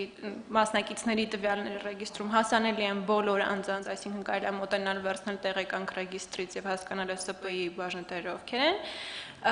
բաժնետիրական ընկերություններին այս բանին տեղափոխման process-ում ենք, այսինքն այդ բաժնետերերի ժողովի ասված, այսինքն բոլոր բաժնետերերի վերաբերյալ տեղեկատվությունը ինքնին հասանելի լինելու է ու բոլոր ընկերությունների համար է հասանելի լինելու, եթե մեր այս օրենսդրական նախաձեռնությունը հաջողությամբ հասնի ազգային ժողովով անցնի, ամբողջ տվյալները տեղափոխելու ենք ռեգիստր, ինչ որ փուլում, երբ որ տեխնիկական հնարավորություն ստեղծվի, դառնալու է նաև հասանելի կայքում։ Ես ուղղակի կուզենայի պարզաբանել նաև, որ այս փոփոխությունը ընդերքի օրենսգրքում է կատարվում, այդ նշանակում է, եթե նույնիսկ ընդունվի, դա տարածվելու է միայն մետաղական հանքարդյունաբերության ոլորտում իրական սեփականատերերի բացահայտմանը եւ եթե հետագայում քննարկում ենք այլ ոլորտների իրական սեփականատերերի բացահայտումը, սա պետք է չդիտարկենք, այդ առումով կուզենայի երևի աշխատանքային խումբը քննարկել նաև կայունության ու նաև տարբեր իրավական ակտեր կարդալու, հասկանալու, էլի business friendly լինելու հարցը, որովհետև ոնց որ ավելի խճճում ենք մենք process-ը։ Միանշանակ այս պահին ինչ-որ կետում ենք, որտեղ ունենք փողերի լվացման օրենսդրություն, ունենք իրավաբանական անձանց գրացման օրենսդրություն, ունենք ոլորտային օրենսդրություններ, ունենք էլի հարկային գնումներ, այսինքն մենք այս պահին հնարավորինս պետք է համախմբենք բոլոր շահառուներին ու աշխատենք այս համակարգը դնել ինչ-որ ուղղության վրա, որը ընդունելի է բոլորի համար, այդ թվում բիզնեսի համար, որովհետև առաջին հերթին ինքնազգալու իր վրա այս օրենսդրության ազդեցությունը ու իրան պետք է այդ օրենսդրությունը հասանելի, հասկանալի լինի, որ հետո խնդիրներ չառաջանան ներդրումների, էկոնոմիկայի եւ այլն տեսանկյունից, այսինքն պետք է հնարավորինս բոլոր շահառուների մասնակցությամբ որոշակի միասնական օրենսդրություն ստեղծելու ուղղությամբ այս բանին աշխատել ու փորձում ենք հենց այդ ուղղությամբ աշխատանքներ տանել։ Շնորհակալություն, կան այլ հաջորդ անձ։ Տեսեք, ցուցակված ընկերությունների խնդիրը մի քանի տեսանկյունից կարելի է նայել։ Առաջին հերթին այդ տվյալների հավաքումը ինքնին շատ լավ կլիներ, բայց օբյեկտիվորեն է դժվար։ Այսինքն ցուցակված ընկերությունը ինչ է ենթադրում։ Ենթադրում է, որ այդ ընկերության արժեթղթերը ազատորեն վաճառվում են շուկայում, այսինքն բաժնետերերի ցանկը կարա փոփոխվի անընդհատ, անսպառ, որպես կանոն հենց տենց է լինում, այսինքն ներդրումներ են կատարվում ոչ ներդրող հենց ֆոնդերի կողմից, ինչ որ մարդկանց կողմից, որոնք ուղղակի առողջարքով են զբաղվում եւ այլն, այսինքն շատ արագ են process-ները գնում, ստաբիլություն այդքան չկա, ինչքան օրինակ կա փակ բաժանետիրականում, ՍՊ-ում եւ այլն։ Այսինքն ինքնին օբյեկտիվորեն այդ տվյալը բերելը, ասել, պնդել, որ տնօրենը պետք է անընդհատ թարմացնի, իրոք դժվար է։ Այսինքն դա կարա լինի ժամը 1 թարմացնելու անհրաժեշտություն կարա առաջացնի։ Մյուս կողմից ինչքանով են այդ տվյալները հասանելի այնտեղ, այսինքն եթե ես այդ պահին մտնեմ, փորձեմ բորսայում հասկանամ այս ընկերության բաժնետերերը ովքեր են։ Շատ հաճախ բորսաները նույնիսկ ավելի ցածր չափանիշներ ունեն տվյալների բացահայտման, այսինքն ես հիմա չեմ կարող հստակ ասել, բայց առնվազն ինչքանով մասնագիտական քննարկումների ընթացքում լսել եմ, հնչեցում է 5% մասնակցություն ունեցող բաժնետերի տվյալների մասին, որոնք հասանելի են։ Նույն ծավալով են թե ոչ, ցավոք չեմ կարող ասել, ինձ թվում է դա կախված կլինի կոնկրետ որ բորսայում է ընկերությունը ցուցակված, բայց այն որ այդ տվյալները հասանելի են, այսինքն կարելի է գնալ տեսնել կոնկրետ այս պահին, ովքեր են ընկերության բաժնետերում մոտ են արժեթղթերը գտնվում մեծամասամբ հնարավոր է, հա մի քիչ ավելի բնականաբար ավելի դժվար է, քան մտնել քո անձնական ռեգիստրում նայել, բայց ելի քննարկվեց հնարավորություն ստեղծել որոշակի միգուցե հղումներով եւ այլն, այսինքն ընկերության տվյալների հետ դրվեն որոշակի էլեկտրոնային հղումներ, որոնցով կարելի է գնալ, գտնել այդ կայքը, որտեղ կարելի է տեղեկատվություն, այսինքն աշխատանք է, որը այո ենթադրում է բալանսավորում, բայց որի վրա կարող ենք էլ աշխատել այս պահին։ Բարություն, խնդրեմ։ Ինձ թվում է մենք ստեղ ավելի մեծ խնդիր ենք ունենալու այդ ԵԱՏՄ-ի հետ կապված, որովհետև ինչպես Սոնան նշեց, որ եթե պետրեգիստրում գրանցված չեն, ոնց կարան գործունեություն ծավալել, ինչ որ պարտադիր պայման է պետք, բայց այստեղ ԵԱՏՄ-ի գաղափարն է, որ տարբեր երկրներում գրանցված կազմակերպությունները կարողանան այդ մրցույթներին մասնակցել, ու արդյոք այդ ԵԱՏՄ-ի երկրները բոլորը այս իրական սեփականատերերի ռեգիստրով անցնում են, թե ոչ, հարցս դա է, եւ երկրորդը ինչքանով կկարողանանք մենք սա կարգավորենք, հատկապես որ արդեն մենք էլ պետք է այդ բոլոր կանոններով անցնենք, հա։ Տեսեք, կոնկրետ ԵԱՏՄ-ի մասով, եթե ասեմ ընդհանուր մաքսային միության տրամաբանության մեջ, այն ինչ տնտեսական միության, օրինակ ինչպիսին է Եմեն։ Այդ միությունը ինքնին ենթադրում է հնարավորինս մինիմալ բարիերների սահմանափակող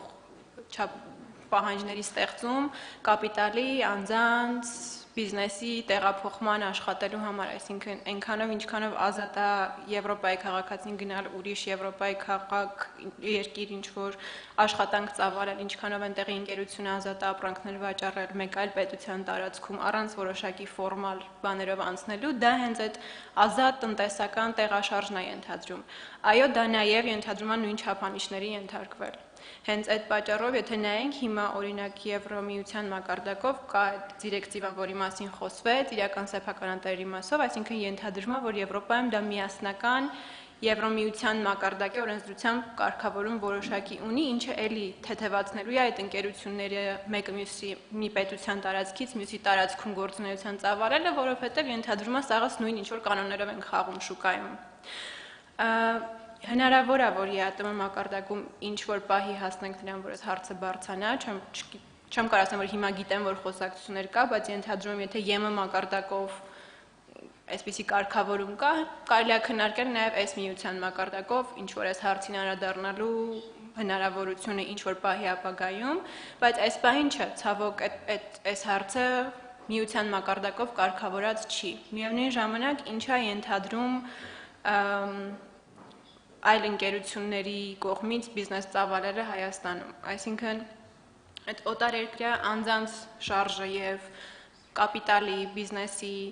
մասնակցությունը ինքը առաջին հերթին նաև տնտեսության մոտեցումն է, ընկերության մոտեցումն է շուկային, այսինքն ես ոնց եմ նա ինչքան է ազատ իմ շուկան։ Հիմա կարար Հայաստանում լիներ իրավիճակ, որտեղ օտարերկրացիներին արգելում ենք աշխատել Հայաստանում, օրինակ, մինչև դու Հայաստանի քաղաքացիություն ձեռք չբերես։ Դա կենթադրեր բավականին դժվարություններ, կենթադրեր, որ անձիկ չեն գա Հայաստան աշխատելու եւ այլն, բայց մոտեցումն այլ է։ Մենք ասում ենք, որ օտարերկրացին կարա աշխատի Հայաստանում, ստանալով որոշակի աշխատանքի թույլտվություն։ Այսօր կան process-ներ, անձիկ գալիս են աշխատում են։ Ընկերությունների մասով օտարերկրյա մոտեցումը հետևյալն է, որ եթե կա որոշակի մշտական հաստատություն Հայաստանում, այսինքն եթե նույնիսկ ընկերությունը չի գրանցում որոշակի իրավաբանական անձ Հայաստանում որպես դուստր ընկերություն մասնաճյուղ, բայց ունի որոշակի մասնակցություն Հայաստանում, գալիս է բիզնես անում, որոշակի եկամուտները Հայաստանից ստանում, մենք ասենք, որ առնվազն ուրեմն պիտի գնաց հարկայինում երևաս։ Այսինքն ինչ որ կարգավորումներ, որոնք բալանսավորում են, միևնույն ժամանակ ապահովելով, որ Հայաստանը փակ չլինի 4 կողմից, բայց նաև որոշակի մարմիններ մոտենան այդ մարդիկ, այդ ընկերությունները ինչ որ process-ներով անցնեն, թեկուզ օտարերկրյա, բայց մենք տեսնենք իրանց ինչ որտեղ տվյալներ հավաքվի, ունենք, այսինքն առնվազն այսօր հարկայինը ունի այդ բազան, այն ընկերությունների, որոնք Հայաստանում ծավալում են գործունեություն։ Կարան չերևան ռեգիստրում, բայց հարկայինում Երևան։ Այսինքն պետք է այդ բալանսը պահելով հանդերձ ապահովել, որ ոնց որ նշեցի, օրինակ քննարկվում է արդյոք հարկայինը կարա այդ տեղեկատվությունը իրական սեփականատերերի վերաբերյալ հավաքի, եթե այդ ընկերությունը այս պահին մենակ հարկայինից ենք պահանջում, որ որոշակի հարկայինի այդ հարաբերություններ ունենա։ Պետք է կամուտների կոմիտեն այդ տեղեկատվությունը հավաքի, բայց ինքը պարզ հարցեր չեն, այսինքն ամբողջ աշխարհում պարզ հարցեր չեն, պետք է ուղղակի հնարավորինս փորձել փակելով բոլոր հնարավոր խնդիրները ապահովել հնարավորինս հաճելի նաև շուկայական միջավայր ներդրողների եւ բիզնեսի համար։ Շնորհակալություն, կան այլ հարցեր, առաջարկներ քննարկման համար։ Չկան։ Louise.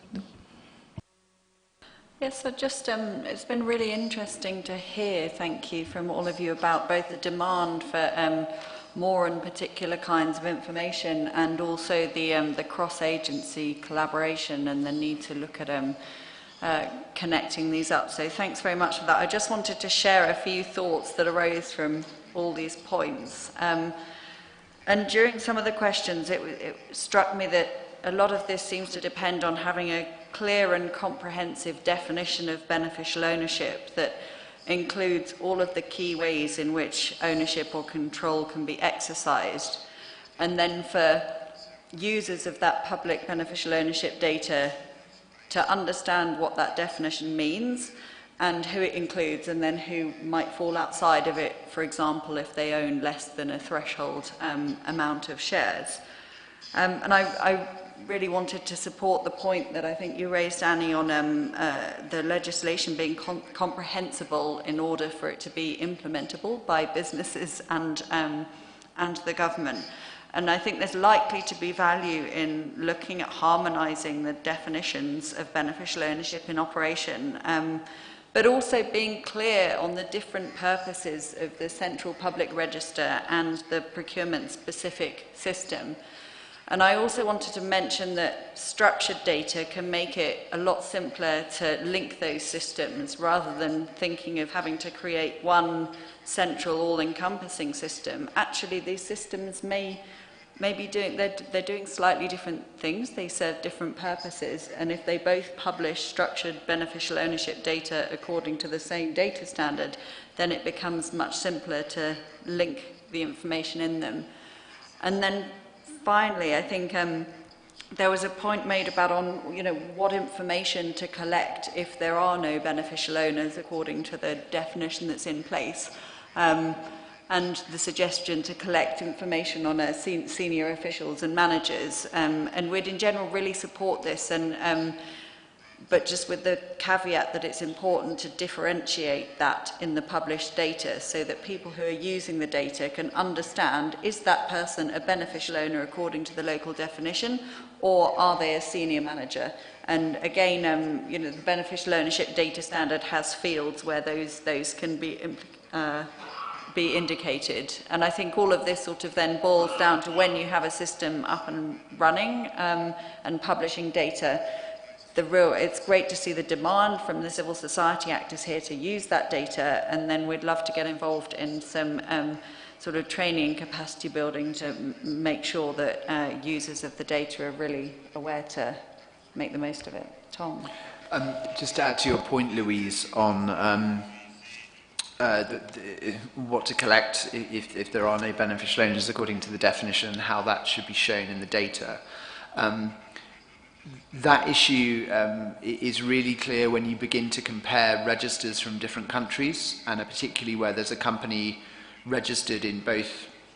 two separate countries' registers, and you can look at the difference between them. And we're beginning to see that come out now between the UK and Slovakia, where, for example, I was in Slovakia last week, and we were looking at a company that trades with both the British government and the Slovakian government, and the two registers' entries are different. Now, there's nothing wrong or corrupt going on there, we don't think. That wasn't really the reason for raising it, but the more data we can have and the more skills we have in civil society to be able to analyse all of these registers from around the world, the more we'll be able to do that kind of cross-verification. And I think we're only at the very beginning of being able to see that, but with the number of registers that are being published. But the kind of issues that we're talking about where no beneficial owner is listed, as more registers come online, we'll be able to do that comparison, which I think is very exciting. Շնորհակալություն։ Կարծես թե մենք կարող ենք այսօր ամփոփել մեր այս քննարկումը։ Շնորհակալություն եմ խնդրում Թոմին եւ Լուիզին Հայաստանում գտնվելու եւ այս բովանդակային քննարկմանը մասնակցելու համար։ Շնորհակալություն Transparency International հակակոռուպցիոն կենտրոնին, ԱՄՆ-ին, Արտադրության նախարարությանը եւ ձեզ այս բովանդակային քննարկումն իրականացնելու համար։ Ինչպես տեսակ, սա իրականում շատ բարդ գործընթաց է եւ հետագա քայլերի համար կառավարությունը շատ անելիքներ ունի հասկանալու ուր ենք գնում, ոլորտային ենք գնում, թե համապարփակ ձևով ենք գնում։ Շնորհակալություն նաեւ մեր ԱՃԹՆ քարտուղարությանը բավականին մեծ աշխատանք իրականացնելու համար այս ոլորտում։ Դե մենք դրսում ունենք սուրճ, կարող եք համենալ եւ օգտվել։ Շնորհակալություն։